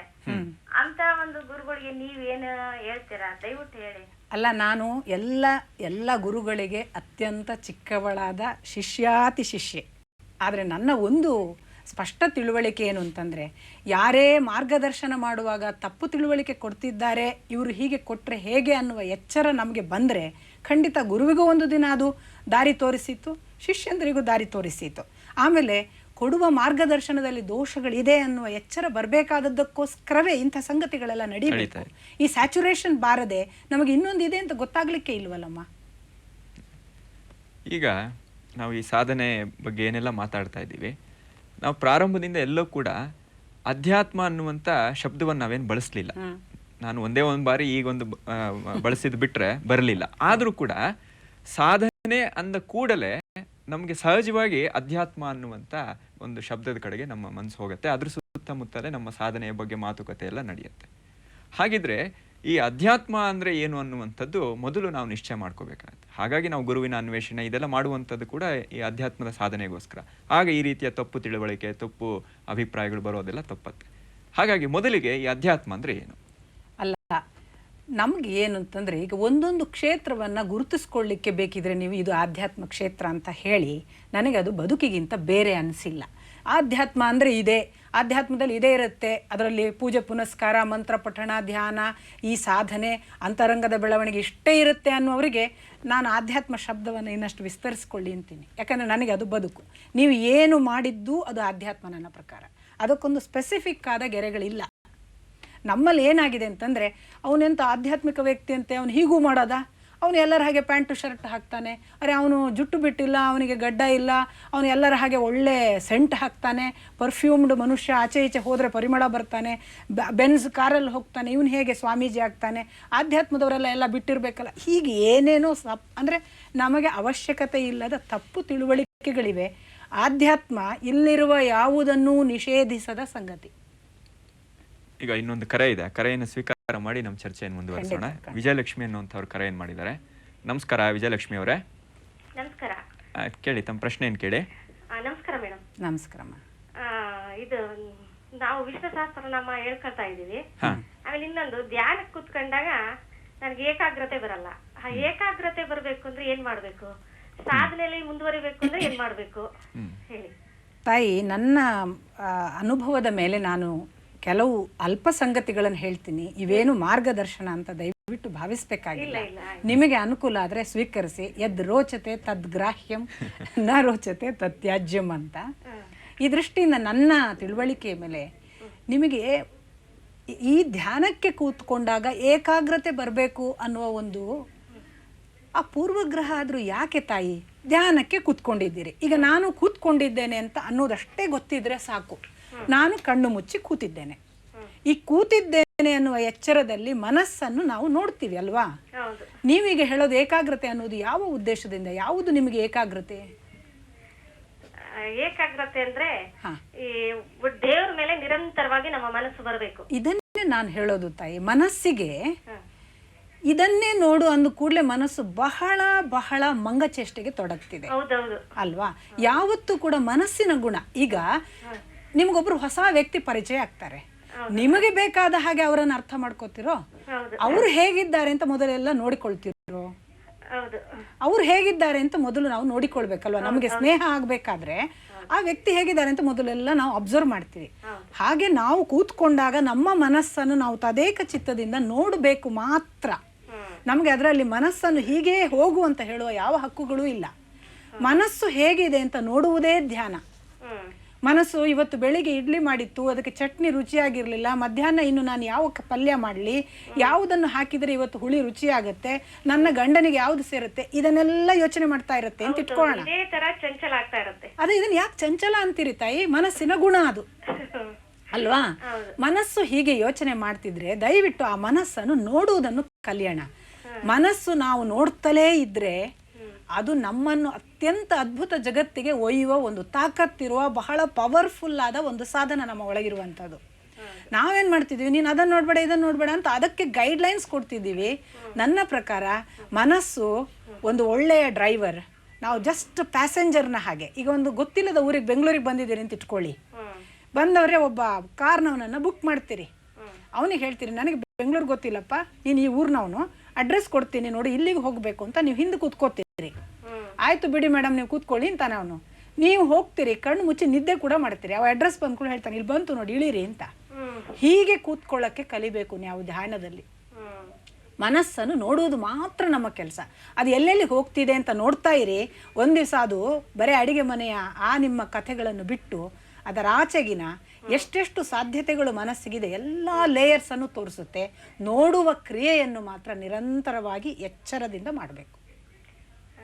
ನಾನು ನೋಡ್ತಿದ್ದೀನಿ ಅನ್ನೋ ಎಚ್ಚರ ಇರಲಿ ಅಷ್ಟೇ. ಆಯ್ತಮ್ಮ. ಈಗ ಇನ್ನೊಂದು ಕರೆ ಇದೆ. ವೆಂಕಟೇಶ್ ಅನ್ನುವಂಥವ್ರು ಕರೆ ಏನು ಮಾಡಿದ್ದಾರೆ. ಹಲೋ, ನಮಸ್ಕಾರ ವೆಂಕಟೇಶ್ ಅವರೇ. ಕೇಳಿ, ನಿಮ್ಮ ಪ್ರಶ್ನೆ ಏನು ಕೇಳಿ. ಹಲೋ ಹಲೋ, ಕೇಳಿ ಮೇಡಮ್. ಕೇಳಿ ಕೇಳಿ. ನಮಸ್ಕಾರ ಸರ್, ನಾನು ಪ್ರಸನ್ನ. ನನ್ನ ಪ್ರಶ್ನೆ ಸಂಸಾರದಲ್ಲಿ, ಹಲೋ ಹೇಳಿ ಸರ್, ಹೇಳಿ.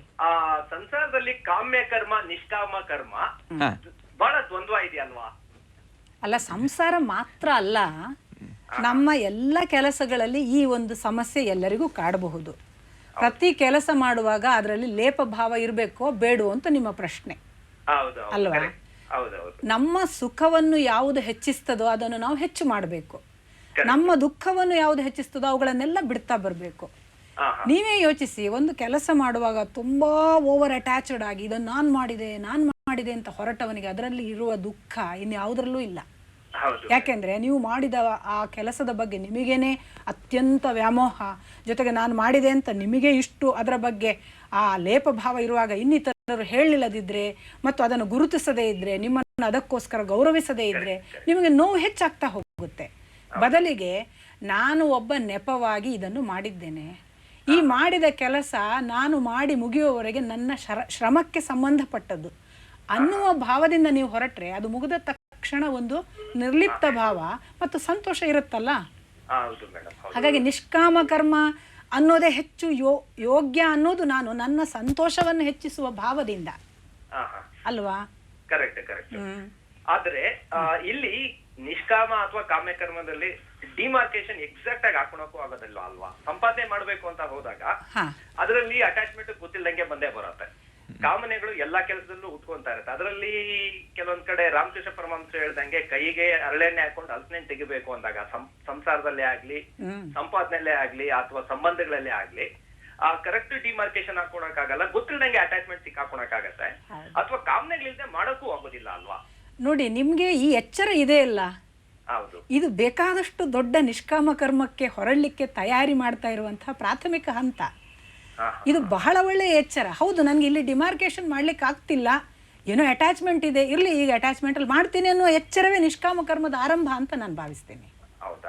ಆಮೇಲೆ ಡಿಮಾರ್ಕೇಶನ್ ಹಾಕದೇನೆ ನಾವು ತಲ್ಲೀನಾಗಿ ಮಾಡುವಾಗಲೂ ಕೂಡ ಏನೋ ಬಹಳ ತಲ್ಲೀನತೆ ಇದೆ, ಇದರಿಂದ ಹೇಗೆ ಪಾರಾಗಬೇಕೋ ಗೊತ್ತಿಲ್ಲ, ನಾನಂತೂ ಪೂರ್ತಿ ತನ್ಮಯನಾಗಿ ಮಾಡ್ತೀನಿ ಅನ್ನುವ ಒಂದು ಆ ಮನಸ್ಥಿತಿ ಕೂಡ ನಿಷ್ಕಾಮ ಕರ್ಮಕ್ಕೆ ನಿಮ್ಮನ್ನು ನಿಧಾನಕ್ಕೆ ತಂದೆ ತರುತ್ತೆ. ನಾನು ಅನ್ನೋ ಪರಿಸ್ಥಿತಿ ಇರ್ಕೊಡ್ದು ಅಹಂ ಅಂತ ಅಲ್ಲ, ಅದು ನಾವು ಅಷ್ಟು ಹೇಳಿದಷ್ಟು ಸರಳ ಅಲ್ಲ. ನಾನು ಮತ್ತು ಅಹಂ ಅನ್ನೋದು ನಮಗೆ ನಾನು ಅಂದ್ರೆ ಈ ಚರ್ಮನೇ ಇನ್ನೂ ಪರಿಚಯ ಇಲ್ಲ, ಒಳಗಿದ್ದು ಎಲ್ಲಿ ಪರಿಚಯ ಅಲ್ವಾ? ಸೊ ಅದನ್ನೆಲ್ಲ ಬಿಡೋಣ, ಅಷ್ಟು ದೊಡ್ಡದರ ಹಂತಕ್ಕೆ ನಾವಿನ್ನು ಯಾವಾಗ ಹೋಗ್ತೀವೋ ಹೋಗೋಣ. ನಾನು ಹೇಳೋದು, ಮಾಡುವಾಗ ಒಂದು ಗೊಂದಲಗಳು ಪ್ರಾರಂಭ ಆಗ್ತಿವೆ ಅಲ್ಲ, ಇದೊಂದು ಗೊಂದಲ ಇದೆ ಅಂತ ಅನ್ನುವಷ್ಟರ ಮಟ್ಟಿಗೆ ಎಚ್ಚರದಿಂದ ಇರೋಣ ಅಂತ. ಈಗ ಇನ್ನೊಂದು ಕರೆ ಇದೆ, ದೇವಿ ಪ್ರಸಾದ್ ಅನ್ನುವಂಥವ್ರು ಒಂದು ಕರೆ ಏನ್ ಮಾಡಿದ್ದಾರೆ. ಹಲೋ, ನಮಸ್ಕಾರ ದೇವಿ ಪ್ರಸಾದ್ ಅವರೇ. ನಮಸ್ತೆ ಸರ್. ಅದ್ ಕೇಳಿ, ತಮ್ಮ ಪ್ರಶ್ನೆ ಏನ್ ಕೇಳಿ. ನಮಸ್ತೆ ಮೇಡಮ್. ನಮಸ್ಕಾರಪ್ಪ. ಮೇಡಮ್, ನಾನು ಈಗ ನಮ್ದು ಮನುಷ್ಯ ದೇಹ ಧಾರಣ ಆಗಿರೋದು ಈ ಓಂಕಾರ ರೂಪದಿಂದ ಅಂತ ವೇದಗಳಲ್ಲಿ ಹೇಳ್ತಾರಲ್ಲ, ಮೊದ್ಲು ಅದೇ ಸ್ಥಿತಿ ಇತ್ತು ನಮ್ದು ಓಂಕಾರ. ಈಗ ಓಂಕಾರ ನಾವೀಗ ಮನುಷ್ಯ ದೇಹ ಧಾರಣೆ ಮಾಡಿ ಮತ್ತೆ ಅದೇ ರೂಪಕ್ಕೆ ಹೋಗ್ಬೇಕು ಅಂದ್ರೆ ಅದು ಓಂಕಾರ ಈಸ್ ನಾಟ್ ಎ ಪರ್ಫೆಕ್ಟ್ ಅಂತ ಹೇಳ್ಬೋದಾ ಮೇಡಮ್? ಅಪ್ಪ, ನನಗೆ ನಿಮ್ಮ ಪ್ರಶ್ನೆನೇ ತುಂಬಾ ಹೊಸದು. ನಾನು ಬಹಳ ಅಂದ್ರೆ ಈ ನನ್ನ ಎಲ್ಲ ಬದುಕನ್ನು ತುಂಬಾ ಮಣ್ಣಿನಿಂದ, ಇಲ್ಲಿಯ ನೆಲಗಳಿಂದ ನೋಡ್ತಿದ್ದೇನೆ. ನನಗೆ ನಿಮ್ಮ ಪೂರ್ವ ಪರಂಪರೆಯಲ್ಲಿ ಓಂಕಾರದಿಂದ ನನ್ನ ಸೃಷ್ಟಿ ಅಂದ್ರೋ ನನಗೆ ಗೊತ್ತಿಲ್ಲ. ನಾನು ಎಲ್ಲಿಯವರೆಗೆ ನನ್ನನ್ನೇ ಬಹಳ ಬಹಳ ದೂರ ನಿಂತು ನೋಡಲಿಕ್ಕೆ ಪ್ರಯತ್ನಿಸ್ತೇನೆ ಅಂತಂದರೆ, ನಾನು ನನ್ನ ತಂದೆ ತಾಯಿಗೆ ಹುಟ್ಟಿದ ಈ ದೇಹ ಮಾತ್ರನಾ? ಇದರ ಆಚೆಗೆ ನನ್ನ ದೇಹ ಅನ್ನೋದು ಏನು? ಹಾಗಾದರೆ ಇದನ್ನು ನಾನು ಓಂಕಾರ ಅಂತ ಕರಿಬೇಕಾ ಅನ್ನುವವರೆಗೂ ನಾನು ಪ್ರಶ್ನೆಗಳನ್ನು ಹಾಕ್ಕೊಂಡಿಲ್ಲ. ಅಲ್ಲ, ನಾನು ಯಾವುದನ್ನು ಕೂಡ ನನಗೆ ಅನುಭವ ಆಗದೆ ನಾನು ನಂಬೋದಿಲ್ಲಪ್ಪ. ಅದು ನನ್ನ ದೌರ್ಬಲ್ಯ.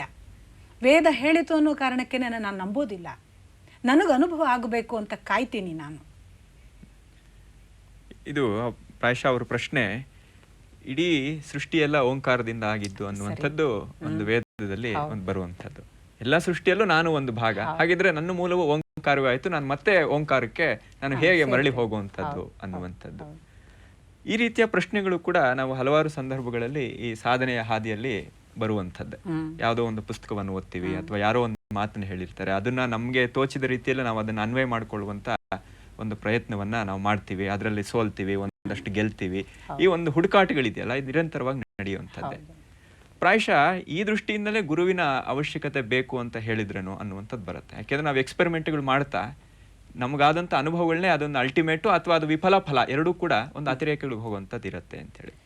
ಅಲ್ಲ, ನೀವು ಕೇಳುವ ಪ್ರಶ್ನೆ ಅಥವಾ ಆಗ ಅವರು ಕೇಳಿದ ಪ್ರಶ್ನೆಗಳು ಏನೇ ಇದ್ರೂ ಕೂಡ ನಮ್ಮ ಬೌದ್ಧಿಕ ವಿವರಕ್ಕೆ ಸಿಕ್ಕಿದ ಸಂಗತಿಗಳ ಮುಖಾಂತರ ನಾವು ಒಂದು ಸಂಗತಿಯ ಬೆನ್ನು ಹತ್ತುವ ಹಾಗೆ. ಈಗ ನನಗೊಂದು ಯಾವುದೋ ಓದು ಇದೆ, ಯಾರೋ ಹೇಳಿದ ಅನುಭವ ಇದೆ, ಇನ್ಯಾರೋ ಹೇಳಿದ ಪಾಠ ಇದೆ, ಇವುಗಳ ಮುಖಾಂತರ ನಾನು ಹಾಗಾದರೆ ನಾನು ಕೂಡ ಹೀಗಾಗ್ಲಿಕ್ಕೆ ಉಂಟಾ ಅಂತ ಒಂದು ಸರ್ಚ್ ನನಗೆ ಕಾಣಿಸುತ್ತೆ.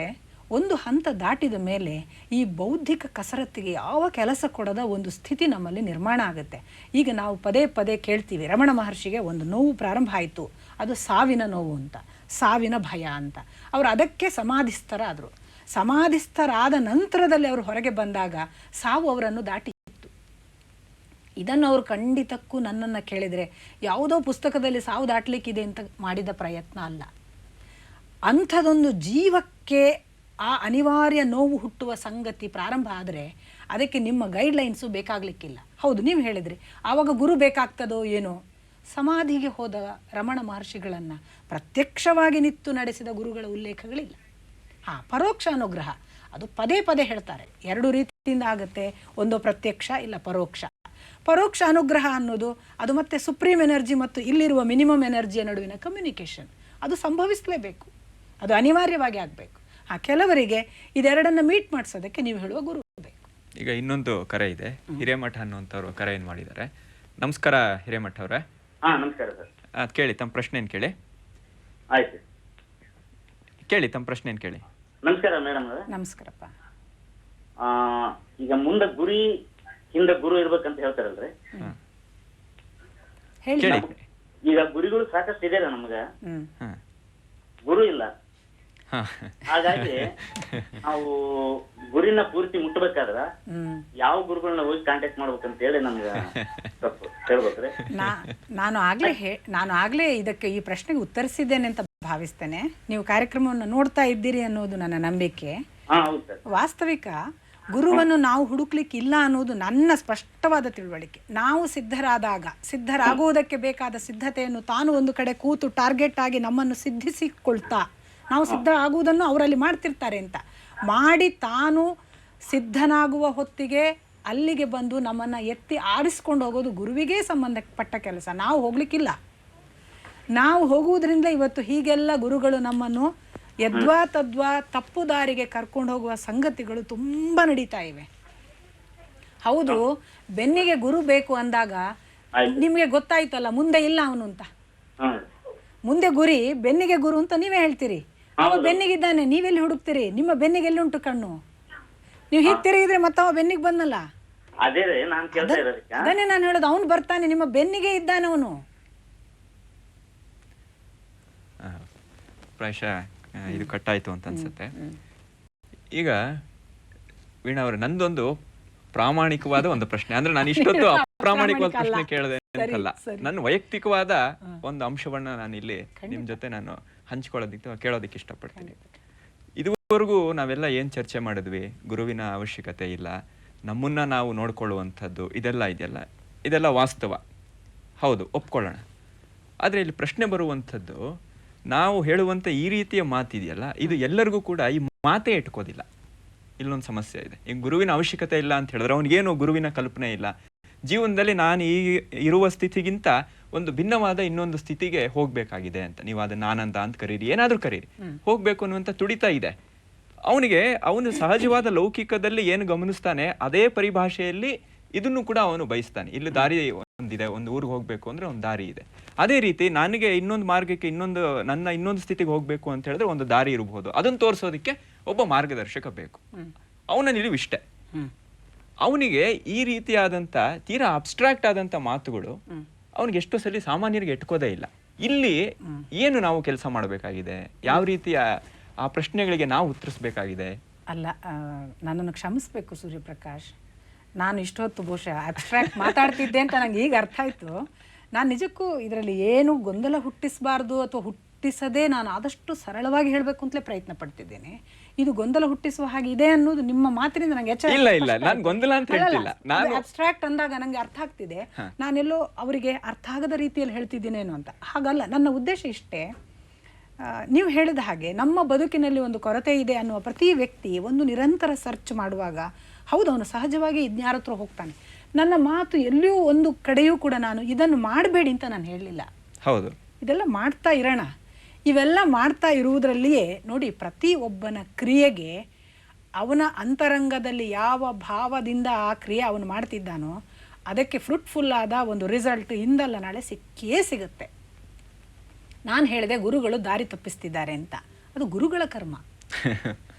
ಆ ವ್ಯಕ್ತಿ ಹಾಗೆ ಹೋಗಿಲ್ಲಲ್ಲ, ಹೋದ ವ್ಯಕ್ತಿ ಖಂಡಿತ ಹಾಗೆ ಹೋಗಿಲ್ಲ. ಇವ್ರು ನನ್ನ ದಾರಿ ತಪ್ಪಿಸೋಲ್ಲ ಅಂತ ನಂಬಿ ಹೋಗಿದ್ದಾನಲ್ಲ, ಅವನಿಗೆ ಇವರಲ್ಲ ಇನ್ನೊಬ್ಬರು ಸಿಕ್ಕೇ ಸಿಗ್ತಾರೆ.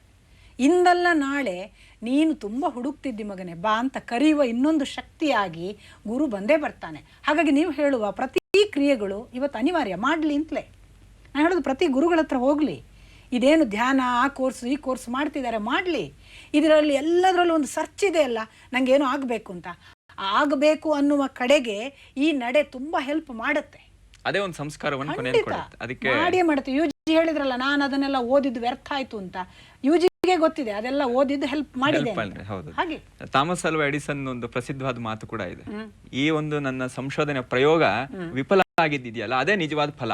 ಅಂದ್ರೆ ಈ ದಾರಿ ನನಗೆ ಮುಚ್ಚೋಗಿದೆ, ಇನ್ನೊಂದು ದಾರಿಯನ್ನು ಹುಡುಕಾಟ ಮಾಡಬೇಕಾಗಿದೆ. ಅಷ್ಟರ ಮಟ್ಟಿಗೆ ಇದೆಲ್ಲ ಫಲವನ್ನ ಕೊಟ್ಟೆ ಕೊಡುತ್ತೆ ಅಂತ ಹೇಳಿ. ನಾವು ಈಗ ನಮ್ಮ ವೀಕ್ಷಕರಿಂದ ಬಂದಂತ ಪ್ರಶ್ನೆಗಳು ಅಥವಾ ನಾವು ಚರ್ಚೆ ಮಾಡ್ತಾ ಇರುವಂತದ್ದು ಇದೆಲ್ಲ ಕೂಡ ಎಲ್ಲೋ ಒಂದು ಕೊನೆಯದಾಗಿ ಏನಕ್ಕೆ ಬರುತ್ತೆ ಅಂತ ಹೇಳಿದ್ರೆ ಸುಖ ದುಃಖ ಇದರ ಒಂದು ಮೀಮಾಂಸೆಯ ಒಂದು ಚೌಕಟ್ಟಿಗೆ ಬರುವಂಥದ್ದು. ಮೊದಲು ಇಲ್ಲಿ ನಿರ್ಧಾರ ಆಗ್ಬೇಕಾಗಿರುವಂತದ್ದಾಗಿದ್ರೆ ಸುಖ ಅಂದ್ರೆ ಏನು, ದುಃಖ ಅಂದ್ರೆ ಏನು, ಇದರ ಒಂದು ವಿಮರ್ಶೆ ನಡಿಬೇಕಾಗತ್ತೆ. ನಾವು ಏನು ಸುಖ ಅಂದ್ರೆ ಏನು ಅಂತ ಹೇಳ್ಬೋದು ಜೀವನದಲ್ಲಿ? ತುಂಬಾ ದಿನಗಳಿಂದ, ಬಹುಶಃ ಇತ್ತೀಚಿನ ದಿನಗಳಲ್ಲಿ ನಾನು ಅದೇ ಧ್ಯಾನದಲ್ಲಿದ್ದೇನೆ. ಕೋಇನ್ಸಿಡೆಂಟಲಿ ಆ ಪ್ರಶ್ನೆ ಕೇಳ್ತಿದ್ದೀರಿ. ನಾನು ನಿರಂತರವಾಗಿ ನನ್ನ ಒಳಗಿನ ದುಃಖವನ್ನು ನೋಡ್ತಿದ್ದೇನೆ. ನನಗೆ ಆಗೆಲ್ಲ ನನ್ನ ಒಳಗಿನ ದುಃಖವನ್ನು ಅನುಭವಿಸಿದ ಕ್ಷಣಗಳಲ್ಲಿ ನಿರಂತರವಾಗಿ ಕಣ್ಣಲ್ಲಿ ಹರಿಯುವ ನೀರನ್ನು ಕೂಡ ನೋಡ್ತಾ ದುಃಖ ಇಲ್ಲದ ಒಂದು ಸ್ಥಿತಿ ಇಲ್ವಾ ಅಂತ ನಾನು ನನ್ನನ್ನು ಪ್ರಶ್ನಿಸಿಕೊಳ್ತಾ ಇದ್ದೆ. ಆಗ ನನಗೆ ತಕ್ಷಣಕ್ಕೆ ನೆನಪಾದದ್ದು, ಪ್ರತಿ ಜೀವದ ಆರಂಭ ದುಃಖದಿಂದ, ಅದು ಅಳ್ತಾ ಹೊರಗೆ ಬರೋದು. ಹಾಗಾದರೆ ಸಹಜ ಕ್ರಿಯೆ ದುಃಖವಾ? ನಮ್ಮ ಬೇಸಿಕ್ ಸ್ವಭಾವ ದುಃಖ. ಆನಂದ ಆಮೇಲೆ ಕಲಿಯುವಂಥದ್ದು. ನಗು ಆಮೇಲೆ ಕಲಿಯೋದು. ಎಷ್ಟು 3 ತಿಂಗಳು ಮಗು ನಗಲ್ಲ ನೋಡಿ. ನಗಿಸ್ಲಿಕ್ಕೆ ಕಲಿಸ್ಬೇಕು, ಆಮೇಲೆ ಕಲಿಯುತ್ತೆ. ಅದು ಚೂರೇ ನಗಕ್ಕೆ ಶುರು ಮಾಡುತ್ತೆ, ನಾವು ಅದನ್ನು ಎನ್ಕರೇಜ್ ಮಾಡ್ತಾ ಹೋಗ್ತೀವಿ. ಹಾಗೆ ಯೋಚಿಸ್ತಿದ್ದೆ. ಹಾಗಾದರೆ ದುಃಖ ನಮ್ಮ ರೂಟಲ್ಲಿದೆ. ರೂಟ್ ಔಟ್ ಮಾಡಿ ಆನಂದವನ್ನು ಪಡೆಯುವುದು ಬಹುಶಃ ಈ ಸಾಧನೆ ಇರಬೇಕು ಅಂತ ನಾನು ಇಷ್ಟು ದಿನಗಳ ಕಾಲ ಹಾಗೆ ಒಂದು ಯೋಚನಾ ಕ್ರಮದಲ್ಲಿ ಅದರ ಧ್ಯಾನದಲ್ಲೇ ಇದ್ದೆ. ನನಗೆ ಇತ್ತೀಚೆಗೆ ಗೊತ್ತಾಗ್ತಿದೆ, ನಾನು ಹೀಗೆಲ್ಲ ಧ್ಯಾನಿಸ್ತಾ ಹೋದ ಹಾಗೆ ನಾನು ರಮಣ ಮಹರ್ಷಿಗಳನ್ನು ನೆನಪಿಸ್ಕೊಂಡೆ.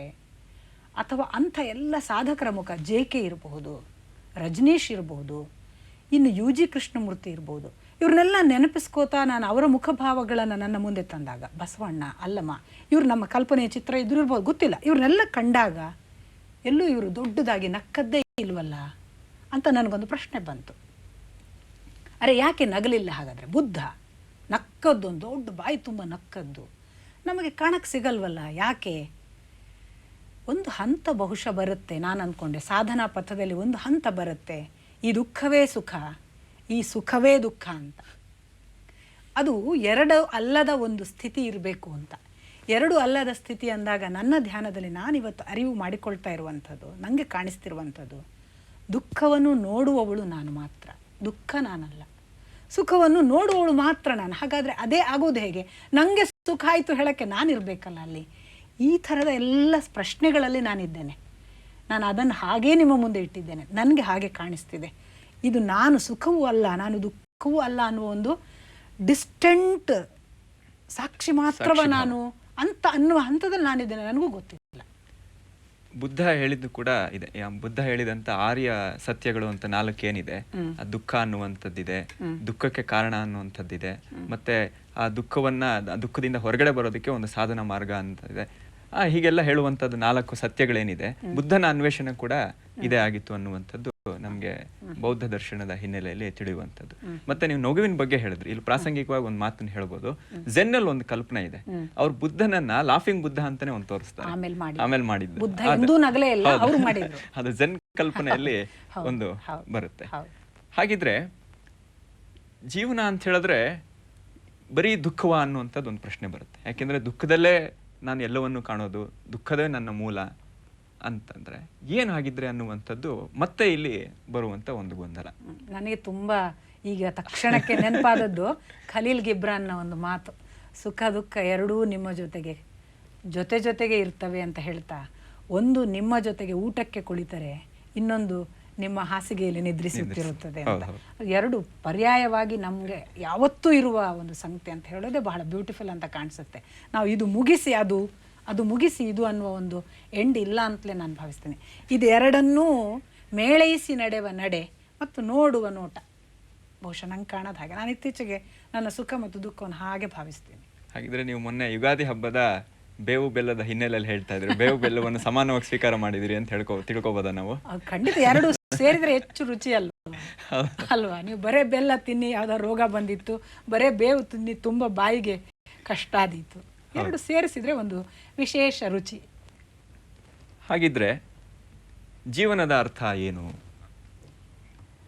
ಸೂರ್ಯಪ್ರಕಾಶ್, ನಾನು ನಿಮಗೆ ಹೀಗೆ ಕೇಳಿದ ಕೂಡಲೇ ನಂಗೆ ಅನಿಸುತ್ತೆ ಜೀವನಕ್ಕೆ ಶೂನ್ಯ ಸಂಪಾದನೆ ಅದರ ಅರ್ಥ. ನನಗೆ ಏನೂ ಅರ್ಥ ಇಲ್ಲ ಅಂತಲೇ ಕಾಣಿಸುತ್ತೆ. ಅದು ತುಂಬ ಹಕ್ಕಿಯ ಹಾಗೆ ಗಗನದ ತುಂಬ ಹಾರಿ ಎಂದಾದರೂ ಒಮ್ಮೆ ಬೇಕಿದ್ರೆ ತನ್ನ ಗೂಡಿನಲ್ಲಿ ರೆಸ್ಟ್ ಮಾಡಿ ಅಲ್ಲಿಂದ ಮತ್ತೆ ಗಗನದ ಕಡೆಗೆ ನೋಟ ಇಟ್ಟು ಅಲ್ಲಿಗೆ ಯಾವಾಗ ಹಾರಿ ಏನು ಅಂತ ಚಿಂತಿಸ್ತಾ ತಕ್ಷಣ ಮತ್ತೆ ಸಮಯ ಬಂದಾಗ ಹಾರಿ ಹೋಗುವ, ಸ್ವಲ್ಪ ರೆಸ್ಟ್ ಬೇಕಾದಾಗ ಕೂತ್ಕೊಳ್ಳುವ ಒಂದು ನಿರಂತರ ಪಯಣ ನನಗೆ ತುಂಬ ಬ್ಯೂಟಿಫುಲ್. ಅದು ಆದಷ್ಟು ಎತ್ತರಕ್ಕೆ ಹಾರುವ ಹಕ್ಕಿಯೇ ನನ್ನ ಜೀವನಕ್ಕೆ ನಾನು ಕೊಡುವ ರೂಪಕ. ಅದು ಮನುಷ್ಯನ ಸಹಜ ಭಾವವೇ ಹಾಗೆ ಹಕ್ಕಿಯ ತರ ಹೋಗೋದು ಅಂತ ಆಗಿದ್ದಿದ್ರೆ ಮನುಷ್ಯ ಹುಟ್ಟಿನಿಂದಲೇ ಆಗಿರ್ಬೇಕಿತ್ತಲ್ವೇ? ಆದ್ರೆ ಇಲ್ಲ. ಅದು ಅದಕ್ಕೆ ಸಮಾಜ ಕಾರಣ ಇರ್ಬೋದು, ಇನ್ನೊಂದು ಕಾರಣ ಇರ್ಬೋದು, ಯಾಕೆ ಆ ತರ ಆಗ್ತಿದೆ ಅಂತ ಹೇಳಿ. ಮನುಷ್ಯನ ಸಹಜ ಸ್ವಭಾವವೇ ಒಂದು ಸಂದರ್ಭದಲ್ಲಿ ನೀವು ದುಃಖ ಅಂತ ಹೇಳಿದ್ರಿ, ಇನ್ನೊಂದು ಹಕ್ಕಿಯ ತರ ಸ್ವಾತಂತ್ರ್ಯ ಅಂತ ಹೇಳಿದ್ರಿ. ಅದು ಸಹಜ ಸ್ವಭಾವ ಆಗಿದ್ದಿದ್ರೆ ಅವನಿಗೆ ಸಹಜವಾಗಿ ಅದು ಬರ್ಬೇಕಿತ್ತು. ಅಲ್ಲ, ಪ್ರತಿಯೊಬ್ಬರಿಗೂ ನಾನು ನನ್ನ ಬಗ್ಗೆ ಮಾತ್ರ ಹೇಳಲಿಲ್ಲ ಅಂತಲೇ ನಾನು ಭಾವಿಸ್ತೇನೆ. ಪ್ರತಿಯೊಬ್ಬರಿಗೂ ಇದೆ. ನಾನು ಸ್ವತಂತ್ರವಾಗಿ ಯಾವ ಬಂಧನಗಳಿಲ್ಲದೆ ಯಾವಾಗಪ್ಪ ಸಂತೋಷದಿಂದ ಇರುವುದು ಅಂತ ಎಲ್ಲರೂ ಯೋಚನೆ ಮಾಡಲ್ವ? ಕನಿಷ್ಠ ಒಂದು ದಿನದಲ್ಲಿ 1 ಬಾರಿ ಅಥವಾ 100 ವರ್ಷದ ಆಯುಷ್ಯನಲ್ಲಿ ಕನಿಷ್ಠ 10 ಬಾರಿ ಒಬ್ಬ ವ್ಯಕ್ತಿ ಯೋಚಿಸದೇ ಇರೋದಿಲ್ಲ. ಇದು ಪ್ರತಿಯೊಬ್ಬರಿಗೆ ಈ ಕಲ್ಪನೆ ಇದೆ ಅಂತ ನನ್ನ ನಂಬಿಕೆ, ನನ್ನ ಒಬ್ಬಳದಲ್ಲ. ಹೀಗೆ ಒಂದು ದಿವಸ ಅನಂತವಾಗಿ ಇರೋಣ, ಎಲ್ಲ ಬಿಟ್ಟು ಆರಾಮಿರೋಣಪ್ಪ ಅಂತ. ಅವನಿಗೆ ಆ ರೀತಿ ಅನಂತವಾಗಿ ಆ ಹಾರಾಟದಲ್ಲಿ ಸ್ವಾತಂತ್ರ್ಯದಲ್ಲಿ ಇರೋದಕ್ಕೆ ಅಡ್ಡಿ ಮಾಡ್ತಿರೋದು ಏನು ಅನ್ನುವಂಥದ್ದು ಪ್ರಶ್ನೆ. ನನ್ನ ಒಳಗೆ ನನಗೆ ಒಂದು ಅರ್ಜ್ ಅಂತ ಹುಟ್ಟಿದರೆ ಇಲ್ಲಿ ಅಡ್ಡಿ ಅನ್ನೋದು ಕೂಡ ಇರೋಕ್ಕೆ ಸಾಧ್ಯ ಇಲ್ಲ. ಹೌದು, ನೀವು ಹೇಳುವ ಅಡ್ಡಿ ಅಂದಾಗ ಅನೇಕರು ಹೇಳ್ತಾರೆ ನನಗೊಂದು ಮದುವೆ ಆಗದಿದ್ದರೆ ನಾನು ನಿಮ್ಮ ಆಗಿರ್ತಿದ್ದೆ ಅಂತ. ಮದುವೆ ಬಂಧನ ಅಂತ ತಿಳಿದವರಿಗೆ ಆ ಸಮಸ್ಯೆ. ಇಲ್ಲಿ ಖಂಡಿತ ಅಡ್ಡಿ ಇಲ್ಲ. ಅರೆ, ಗಂಡನನ್ನು ಹೆಂಡತಿ, ಹೆಂಡತಿಯನ್ನು ಗಂಡ ಒಟ್ಟಿಗೆ ಹೋಗಿ ಸಾಧನೆ ಮಾಡೋಕ್ಕೆ ಬರಲ್ವಾ? ನಾವು ಏನೋ ತಿಳ್ಕೊಂಡ್ಬಿಡ್ತೀವಿ, ಮದುವೆ ಆದರೆ ಇದು ಸಾಧನೆಗೆ ಅಡ್ಡಿ. ಆಮೇಲೆ ನಾನು ಈಗ ಎಲ್ಲ ತುಂಬ ರೆಸ್ಪಾನ್ಸಿಬಿಲಿಟಿ ಇದೆ, ನಾನು ಎಲ್ಲೋ ಒಪ್ಕೊಂಡಿದ್ದೀನಿ, ಅದರಿಂದ ನನ್ನ ಸಾಧನೆ ಆಗಲ್ಲ. ಯಾರು ಹೇಳಿದ್ದು? ಅದನ್ನೆಲ್ಲ ಮಾಡ್ಕೊಳ್ತಾ ಹೋಗುವಾಗಲೇ ಇದು ನನ್ನ ಸಾಧನೆ ಅಂತ ಭಾವಿಸಿದ್ರೆ ಎಷ್ಟೋ ದೂರ ಕ್ರಮಿಸಿರ್ತೀವಿ ನಾವು. ಭಾವನೆ ಮುಖ್ಯ ಅಂತ ಹೊರಡುವಾಗ ಭಾವನೆ ಏನು ಅನ್ನೋದ್ರ ಮೇಲೆ ಇದು ಅಡ್ಡಿಯೋ ಅಲ್ವೋ ಅಂತ. ನಾನೇ ಈಗ ಒಂದು ಬ್ಯಾಗ್ ಹಿಡ್ಕೊತೀನಿ ಕೈಯಲ್ಲಿ, ಇದು ಭಾರಪ್ಪ, ದಾರಿ ಎಲ್ಲ ಯಾರು ಈ ಭಾರ ಹೊರದು ಅಂದರೆ ಬ್ಯಾಗ್ ಬಿಟ್ಟು ಬರಬೇಕು, ಲೆಸ್ ಲಗೇಜ್ ಮೋರ್ ಕಂಫರ್ಟ್. ಇಲ್ಲ, ನನಗೆ ಈ ಬ್ಯಾಗ್ ಇದ್ದರೂ ನನಗೆ ಏನು ದೊಡ್ಡ ಕಷ್ಟ ಇಲ್ಲ, ನನ್ನನ್ನು ಹೊತ್ಕೋತೀನಿ ಅಂತ ಅದೊಂದು ದೊಡ್ಡದ ಅಂತ ನಾನು ಈಗ ಇಟ್ಕೊಂಡು ಅದನ್ನು ಹಗುರು ಹಕ್ಕಿ ಹಾಗೆ ತೊಗೊಂಡು ಹೋಗ್ತೀನಿ ಅಂತ ನನಗಿದ್ದರೆ ಬ್ಯಾಗ್ ಅಡ್ಡಿ ಅಲ್ಲ. ನಾವು ಹೊರಡುವಾಗ ನಮ್ಮ ಭಾವದಲ್ಲಿ ಅಡ್ಡಿ ಆತಂಕಗಳು ಇಲ್ಲದೇ ಇದ್ದರೆ ಯಾವುದೂ ನಮ್ಮನ್ನು ನಿಲ್ಲಿಸೋದಿಲ್ಲ. ಇದನ್ನ ರಾಮಕೃಷ್ಣ ಪರಮಹಂಸರು ಹೇಳಿದಾಗೆ, ಕಂಬವನ್ನ ನಾವೇ ತಪ್ಕೊಂಡ್ಬಿಟ್ಟು ಕಂಬ ನನ್ನ ಹಿಡ್ಕೊಂಡಿದೆ, ಯಾರಾದ್ರೂ ಬಿಡಿಸ್ಬೇಕು ಅಂತ ಹೇಳೋ ತರ. ನೀವು ಮತ್ತೆ ಹಲವಾರು ಗುರುಗಳನ್ನ ಹೆಸರನ್ನ ಹೇಳಿದ್ರಿ. ರಮಣ ಮಹರ್ಷಿಗಳ ಬಗ್ಗೆ ಬಂತು, ಜಿಡ್ಡು ಬಗ್ಗೆ ಬಂತು, ಓಶೋ ಬಗ್ಗೆ ಬಂತು ಅಂತೇಳಿ. ಇಂಥವರ ಜೀವನಗಳಲ್ಲೂ ಕೂಡ ಕೆಲವೊಂದು ನಾವು ನಮ್ಮ ಜೀವನಕ್ಕೆ ಇದು ಒಗ್ಗೋದಿಲ್ಲ ಅನ್ನುವಂಥ ಅವರ ನಡವಳಿಕೆಗಳು ತೋರುತ್ತೆ, ಅಥವಾ ಅವ್ರ ಮಾತುಗಳೆಷ್ಟೋ ನಮಗೆ ಅರ್ಥವಾಗೋದಿಲ್ಲ. ಈ ಥರ ಸಂದರ್ಭಗಳಲ್ಲಿ ಹೇಗೆ ನಾವು ಅವ್ರನ್ನ ಸ್ವೀಕಾರ ಮಾಡೋದು, ಯಾವ ನೆಲೆಯಲ್ಲಿ ಅವ್ರನ್ನ ನಾವು ಸ್ವೀಕಾರ ಮಾಡಬೇಕಾಗತ್ತೆ ಅನ್ನುವಂಥ ಪ್ರಶ್ನೆ ಕೂಡ ಒಬ್ಬ ಸಾಧಕನಿಗೆ ಬರುತ್ತೆ. ಎಷ್ಟರ ಮಟ್ಟಿಗೆ ಸ್ವೀಕಾರ ಮಾಡಬೇಕು? ಹೌದು, ಖಂಡಿತ ಬರುತ್ತೆ. ನನ್ನ ಪ್ರಶ್ನೆ ಹೀಗಿದೆ, ನನಗೆ ಹಾಗೆ ಆದಾಗೆಲ್ಲ, ಈಗ ನಾನು ನನ್ನನ್ನು ಹೇಳೋದು ಒಳ್ಳೇದು, ನಿಮಗೆ ಹೇಗೆ ಅನ್ನೋದಕ್ಕಿಂತ, ನಾನು ರಜನೀಶ್ನನ್ನು ನನಗೆ ಇವಾಗ ಕಾಂಟ್ರಡಿಕ್ಟಿಂಗ್ ಆಗಿ ಹೇಳ್ತಾನಲ್ಲ, ಅಲ್ಲಿ ಹೇಗೋ ಹೇಳಿದ್ದ, ಈಗ ಇಲ್ಲಿ ಬೇರೆ ಥರ ಹೇಳ್ತಾನಲ್ವಾ, ಆಮೇಲೆ ಇವರು ನಡೆಯಲ್ಲಿ ಇದು ಕಾಣಿಸೋದಿಲ್ಲ, ಮಾತು ಬೇರೆನೇ ಇದೆ ಅಲ್ವಾ ಅನ್ನುವ ಸಂಶಯ ಬಂದಾಗೆಲ್ಲ ನಾನು ಪೆಂಡಿಂಗ್ ಇಟ್ಟಿದ್ದೇನೆ. ಕಾರಣ ಇಷ್ಟೇ, ನಾನು ಇನ್ನೂ ಅವರನ್ನು ಅರ್ಥ ಮಾಡಿಕೊಳ್ಳೋ ಹಂತದಲ್ಲಿ ಇಲ್ಲ ಕಾಣಿಸುತ್ತೆ. ಆದ್ದರಿಂದ ನಂಗೆ ಅರ್ಥ ಆಗಿರಲಿಕ್ಕಿಲ್ಲ. ಯಾಕೆಂದರೆ ಇಂಥದ್ದೊಂದು ಸಂಗತಿಯನ್ನು ಇಷ್ಟು ನಡೆದ ವ್ಯಕ್ತಿ ಹೀಗೆ ತನಗೆ ಗೊತ್ತಿಲ್ಲದೆ ಅರಿವಿಲ್ಲದೆ ಮಾತಾಡಲಿಕ್ಕಿಲ್ಲ. ಅವನು ಗೊತ್ತಿದ್ದೇ ಮಾತಾಡಿದ್ದಾನೆ, ನನಗೆ ಅರ್ಥ ಆಗ್ತಿಲ್ಲ. ಈ ದಿಶೆಯಲ್ಲಿ ನಾನು ನನಗೆ ಬಂದ ಅಂಥ ಸಂದರ್ಭಗಳಲ್ಲೆಲ್ಲ, ಅದು JK ವರ್ತನೆಗಳಿರ್ಬೋದು, ರಜನೀಶ್ನ ವರ್ತನೆಗಳಿರ್ಬೋದು, ನಾವು ಇನ್ನೂ ನಡೆಯುವ ಹಂತದಲ್ಲಿದ್ದೇವೆ, ಹಂತ ದಾಟ್ತಾ ನಂಗೆ ಅರ್ಥ ಆಗ್ಬೋದು ಅಂತ ಪೆಂಡಿಂಗ್ ಇಟ್ಟಿದ್ದೇನೆ. ಬಹುಶಃ ಸಾಧನೆಯ ಮಾರ್ಗದಲ್ಲಿ ಇಂಥ ಪೆಂಡಿಂಗ್ ಅನಿವಾರ್ಯ ಅಂತ ಕಾಣಿಸುತ್ತೆ. ಈಗ ಇನ್ನೊಂದು ಕರೆ ಇದೆ, ಶಿವಶಂಕರ್ ಅನ್ನುವಂಥವ್ರು ಒಂದು ಕರೆಯನ್ನು ಮಾಡಿದ್ದಾರೆ. ಹಲೋ, ನಮಸ್ಕಾರ ಶಿವಶಂಕರ್ ಅವರೇ. ಹಲೋ, ನಮಸ್ತೆ ಸರ್. ಕೇಳಿ ತಮ್ಮ ಪ್ರಶ್ನೆ ಏನು ಕೇಳಿ. ನನ್ನ ಹೆಸರು ಶಿವಶಂಕರ್ ಅಂತ. ಕೇಳಿ ತಮ್ಮ ಪ್ರಶ್ನೆ. ನನ್ನ ಸಣ್ಣ ವಯಸ್ಸಲ್ಲಿ ಅಂದ್ರೆ ಬಾಲ್ಯ ವಯಸ್ಸಲ್ಲಿ ನಾನೇ ಅನ್ಕೊಂತಿದ್ದೆ ಅಂದ್ರೆ, ನನ್ನ ಸಾಧನೆ ಇವಾಗ ಹೀಗಿದ್ರೆ ಇನ್ನು ಮುಂದೆ ಹೋಗ್ತಾ ಹೋಗ್ತಾ ನಾನು ಹೇಗಾಗ್ಬೋದು, ಅಥವಾ ನನ್ನ ಸಾಧನೆ ಇನ್ನು ಎಷ್ಟು ಯಾವ ಮಟ್ಟದಲ್ಲಿ ಇರುತ್ತೆ ಅಂತ ಅಂದ್ರೆ ನನ್ಗೆ ಆಶ್ಚರ್ಯ ಆಗ್ತಾ ಇತ್ತು. ಯಾಕಂದ್ರೆ ಆ ವಯಸ್ಸಲ್ಲಿ ನಾನು ಈ ತರ ಎಲ್ಲ ನಾನು ಯೋಚನೆ ಮಾಡ್ತಾ ಇದೀನಿ, ಈ ತರ ಎಲ್ಲ ಬೆಳವಣಿಗೆಗಳು ನನ್ನಲ್ಲಿದೆ ಅಂತ ನಾನ್ ಅನ್ಕೊಂಡ್ರೆ ಮುಂದೆ ಹೇಗ್ ಯಾವ ಲೆವೆಲ್ ಇರ್ಬೋದು ಅಂತ ಯೋಚನೆ ಮಾಡ್ತಾ ಇದ್ದೆ. ಹಂಗೇನೆ ಬರ್ತಾ ಇದ್ದಾಗ ಅಂದ್ರೆ ನನ್ನ ಅಂದ್ರೆ 10th ಆದ್ಮೇಲಿಂದ ಆ ಟೈಮಲ್ಲಿ ಒಂದ್ ಸ್ವಲ್ಪ ಅಂದ್ರೆ ಫ್ಯಾಮಿಲಿ ಮ್ಯಾಟರ್ಸ್ ಎಲ್ಲ ನಾನು ಒಂದ್ ಸ್ವಲ್ಪ ಸಿಕ್ಕಾಬಿಟ್ಟೆ ಅದ್ರ ಬಗ್ಗೆ ಎಲ್ಲ ತಲೆ ಕೆಡ್ಸ್ಕೊಂತ ಇದ್ದೆ. ಅದೇ ಟೈಮಲ್ಲಿ ಅಂದ್ರೆ ಅದಾದ್ಮೇಲೆ 10th ಆದ್ಮೇಲಿಂದ ಒಂದು 2-3 ವರ್ಷಕ್ಕೆ ಜಗಳ ಆಯ್ತು, ಅದೆಲ್ಲ ಆಯ್ತು. ಅವಾಗ ಏನಾಯ್ತು ಅಂತ ಗೊತ್ತಿಲ್ಲ, ಒಟ್ನಲ್ಲಿ ಓದಿನ ವಿಷಯದಲ್ಲೇ ಆಗಿರ್ಲಿ, ಅವಾಗ ನಾನು ಕೆಳಗಡೆ ಬಿದ್ದಿದ್ದವನು. ಮತ್ತೆ ನಾನು ಅಂದ್ರೆ ಎಜುಕೇಶನ್ ವಿಷಯದಲ್ಲಾಗ್ಲಿ ಅಥವಾ ನನ್ನ ಬೇರೆ ಯಾವ್ದಾವ ವಿಷಯದಲ್ಲಾಗ್ಲಿ ಮೊದ್ಲು ನಾನು ಏನು ಅಂದ್ರೆ ಏನಂತೀವಿ ಆ ಪ್ರೋಗ್ರೆಸ್ ಅಲ್ಲಿ ಇದ್ದೆ, ಆ ಪ್ರೋಗ್ರೆಸ್ ನ ಮತ್ತೆ ನಾನು ಕ್ಯಾಚ್ ಮಾಡಕ್ ಆಗ್ತಿಲ್ಲ ಅಂತ ಅನ್ಸುತ್ತೆ. ಆತರ ಅಂದ್ರೆ ನಾನು ಏನೇ ಮಾಡಿದ್ರು ಅಯ್ಯೋ ಮೊದ್ಲಿಗಿನ್ನ ನಾನು ಅಷ್ಟೊಂದು ಎಫೆಕ್ಟಿವ್ ಆಗಿ ನಾನೇನು ಥಿಂಕ್ ಮಾಡ್ತಿಲ್ಲ, ಅಷ್ಟೊಂದು ಎಫೆಕ್ಟಿವ್ ಆಗಿ ನನ್ ಪ್ರೋಗ್ರೆಸ್ ಇಲ್ಲ ಅಂತ ಅನಿಸ್ತಾ ಇರುತ್ತೆ. ಯಾವ್ದೇ ಒಂದು ಕೆಲಸ ಮಾಡ್ಬೇಕಾದ್ರೂ ಅಯ್ಯೋ ನನ್ ಕೈಲಿ ಇದ್ ಮಾಡಕ್ಕಾಗತ್ತಾ ಅಂತ ಅಂದ್ರೆ ಒಂಥರ ಹಿಂಜರಿತಾ ಇದೆ. ಮುಂಚೆ ಇರ್ಲಿಲ್ಲ ನನ್ನ ಹತ್ರ. ಮುಂಚೆ ಏನಾನ ಒಂದ್ ಕೆಲಸ ಮಾಡ್ಬೇಕು ಅಂತ ಹೇಳಿದ್ರೆ ಅದನ್ನ ಮಾಡ್ಲೇಬೇಕು, ಆತರ ಇತ್ತು, ಮಾಡ್ತಿದ್ದೆ. ಆದ್ರೆ ಈಗ ಏನಾಗಿದೆ, ಮಾಡ್ಬೇಕು ಅಂತ ಅನ್ಕೊಂಡ್ರು ಅಯ್ಯೋ ಮಾಡ್ಬೇಕಾ ಬೇಡವಾ. ಶಿವಶಂಕರ್ ಅವರೇ, ಗೊತ್ತಾಯ್ತು ನಿಮ್ಮ ಪ್ರಶ್ನೆಯ ಧ್ವನಿ ಏನು ಅಂತ ಗೊತ್ತಾಯ್ತು. ವೀಣಾ ಅವರು ಅದಕ್ಕೆ ಹೇಳ್ತಾರೀಗ. ಅಲ್ಲ ಶಿವಶಂಕರ್ ಅವರೇ, ನಿಮಗೆ ನಿಮ್ಮ ಬದುಕಿನಲ್ಲಿ ಯಾವುದೋ ಒಂದು ಆಘಾತಕಾರಕ ಘಟನೆ ನಡೆದು ಹೀಗಾಯಿತು, ಒಂದು ವಯೋಮಾನದಲ್ಲಿ ಈ ಥರ ಬದಲಾವಣೆ ಆಯಿತು ಅನ್ನೋದು ಸ್ಪಷ್ಟ ಆಗಲಿಲ್ಲ ನಿಮ್ಮ ಪ್ರಶ್ನೆಯಿಂದ. ಅಂದ್ರೆ ಜೀವನದ ಕಷ್ಟಗಳು ಅವರನ್ನ ಆರಂಭದಲ್ಲಿ ಇದ್ದಂತ ಅದೇ ಒಂದು ಆಘಾತದಿಂದ ಹಾಗಾಯ್ತು. ಇದು ತುಂಬ ಸಹಜವಾದ ರೀತಿ. ನಮಗೊಂದು ಬಹಳ ಆರ್ಭಟದಲ್ಲಿ ನಡೀತಿದ್ದವನಿಗೆ ಏಕದಮ್ ಒಂದು ಹೊಡೆತ ಬಂದಾಗ ತಕ್ಷಣಕ್ಕೆ ಕುಸಿಯೋ ಸಾಧ್ಯತೆ ಹೆಚ್ಚು. ಏನು ಅಸಹಜ ಅಲ್ಲ, ನಮಗೆ ಗೊತ್ತೇ ಇರೋದಿಲ್ಲ ನೋಡಿ. ಈಗ ಸಣ್ಣ ಸಣ್ಣ ಎಡವ್ತಾ ಹೋದವನಿಗೆ ದೊಡ್ಡ ಏಟು ಆಗೋದಿಲ್ಲ, ಅವನಿಗೆ ದೊಡ್ಡ ಆಘಾತ ಆಗೋದಿಲ್ಲ. ಅವನಿಗೆ ಗೊತ್ತಿರುತ್ತೆ ನಾನು ಹಿಂದೂ ಎಡವಿದ್ದೀನಿ ಅಂತ. ನಿಮಗೇನಾಗಿದೆ ಅಂದರೆ ಆರಂಭ ಎಲ್ಲ ಬಹಳ ಯಶಸ್ವಿ ಪ್ರಸಂಗಗಳೇ ಬಂದಿದ್ದಾವೆ, ನೀವು ಬಹಳ ಆರ್ಭಟದಿಂದ ಮುಂದುವರೆದಿದ್ದೀರಿ. ಏಕದಮ್ ಒಂದು ಹೊಡೆತ ಬಿದ್ದಾಗ ನಿಮಗೇನಾಗಿದೆ ಅಂದರೆ ಅದನ್ನು ಭರಿಸಿಕೊಳ್ಳೋ ಶಕ್ತಿ ಇಲ್ಲ ಆಗಿದೆ. ಅದು ಕುಸಿತಕ್ಕೆ ಕಾರಣ ಆಗಿಬಿಟ್ಟು ಒಂದು ಥರದ ಹಿನ್ನಡೆ ನಿಮ್ಮಲ್ಲಿ ಪ್ರಾರಂಭ ಆಗಿದೆ. ಇದು ಅಸಹಜ ಅಲ್ಲ. ಆ ಕುಸಿತದಿಂದ ನೀವು ಬಿದ್ದ ಏಟು ತುಂಬ ದೊಡ್ಡದಾಗಿರೋದ್ರಿಂದ ಮೇಲೆ ಬರೋಕ್ಕೆ ಟೈಮ್ ತಗೊಳ್ತಾ ಇದ್ದೀರಿ. ಈಗ ಒಂದು ಎಚ್ಚರ ಬಂದಿದಲ್ಲ, ಮೊದಲಿನಷ್ಟು ನಾನು ಸ್ಪೀಡ್ ಇಲ್ಲ, ಮೊದಲಿನಷ್ಟು ನಾನು ಸ್ಪಷ್ಟವಾಗಿ ಮಾತಾಡಲ್ಲ, ಯೋಚನೆ ಮಾಡಲ್ಲ. ಈ ಎಚ್ಚರನೇ ಅದರ ಜೊತೆಗೆ ಇರಿ, ಅದು ನಿಮ್ಮನ್ನು ಮತ್ತೆ ಮೊದಲಿನ ಟ್ರ್ಯಾಕಿಗೆ ತರುತ್ತೆ. ಅಂದರೆ ಜೀವನದಲ್ಲಿ ಕಷ್ಟಗಳು ಅನ್ನುವಂಥದ್ದು ಎಲ್ಲರಿಗೂ ಬರುವಂಥದ್ದು. ಅವನು ಅಧ್ಯಾತ್ಮದ ಸಾಧನೆಯಲ್ಲಿರಲಿ ಅಥವಾ ಲೌಕಿಕದಲ್ಲಿರಲಿ, ಈ ಕಷ್ಟಗಳು ಅನ್ನುವಂಥದ್ದು ಆ ಜಗತ್ತಿನ ಒಂದು ಸೃಷ್ಟಿಯಲ್ಲೇ ಇರುವಂಥ ಒಂದು ಕಾಸ್ಮಿಕ್ ಆರ್ಡರಲ್ಲೇ ಒಳಪಡುವಂಥ ಒಂದು ತತ್ವ ಅಂತ ಹೇಳ್ಬೋದು.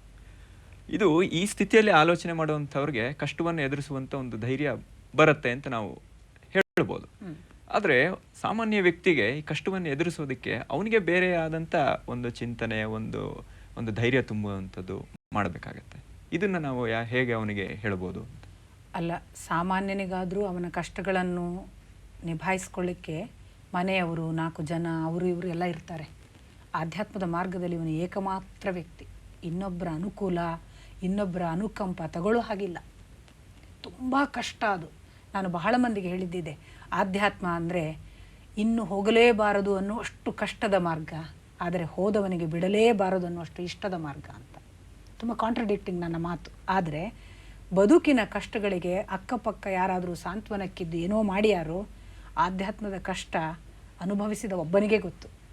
ನಮಗೆಲ್ಲ ಹೇಗೆ ಅಂದರೆ ರಮಣ ಮಹರ್ಷಿಗಳನ್ನ ನೋಡಿಬಿಟ್ಟಿದ್ದೀವಿ, ಇನ್ಯಾರನ್ನೋ ಮಾಡೆಲ್ ನೋಡಿದ್ದೀವಿ, ರೆಡಿಮೇಡ್ ಚಾಕ್ಲೇಟ್ ನೋಡಿದ್ದೀವಿ ನಾವು. ಅದು ತಯಾರಾಗಲಿಕ್ಕೆ ಫ್ಯಾಕ್ಟ್ರಿಯಲ್ಲಿ ಒದ್ದಾಟ ನೋಡಿಲ್ಲ. ಅದನ್ನು ನೋಡಿದರೆ ಈ ಕಷ್ಟ ಏನೂ ಅಲ್ಲ. ನನ್ನ ಮಾತು ಆ್ಯರೋಗೆನ್ಸ್ ಅನಿಸಿದರೆ ಕ್ಷಮಿಸಬೇಕು.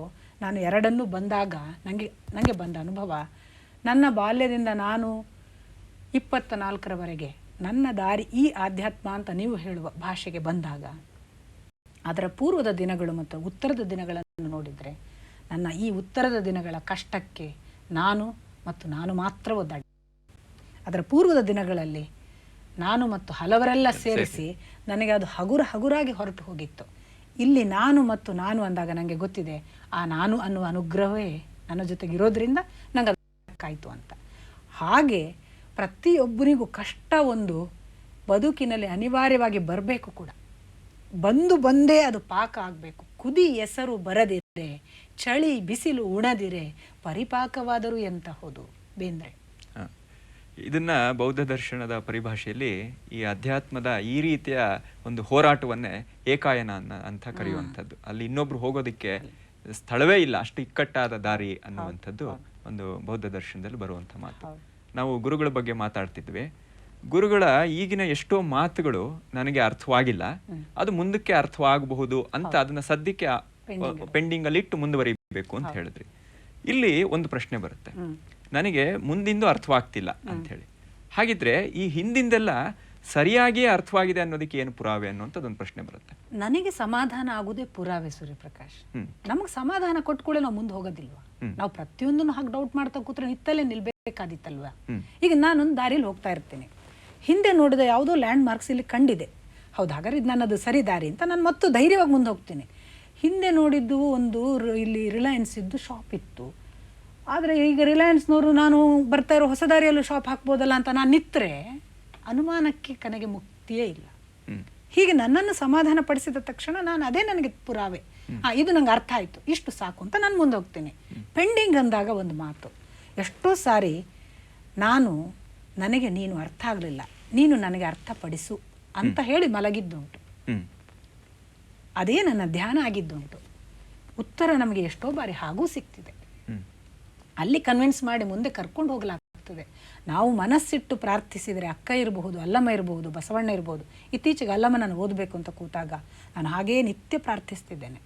ನನಗೆ DR ಅರ್ಥ ಹೇಳ್ತಾರೆ, ಇನ್ಯಾರೋ ಸಿದ್ದೇಶ್ವರ ಸ್ವಾಮೀಜಿಗಳ ಅರ್ಥ ಇದೆ, ಇನ್ಯಾರೋ ನಮಗೆ ಬಸವರಾಜವರ ಅರ್ಥ ಇದೆ. ನನಗೆ ಅಲ್ಲಮ್ಮ ನೀನು ಅರ್ಥ ಹೇಳು ಅಂತ ನಾನು ನಿತ್ಯ ಪ್ರಾರ್ಥಿಸ್ತಿದ್ದೇನೆ. ಇನ್ನೂ ಪುಸ್ತಕ ಓದಿಲ್ಲ, ಅಲ್ಲಮ್ಮನ ವಚನಗಳನ್ನು ಡೈರೆಕ್ಟ್ ಓದಲಿಲ್ಲ, ಬಟ್ ಹಾಗೆ ಒಂದು ಪ್ರಾರ್ಥನೆ ಪ್ರಾರಂಭ ಮಾಡಿದ್ದೇನೆ.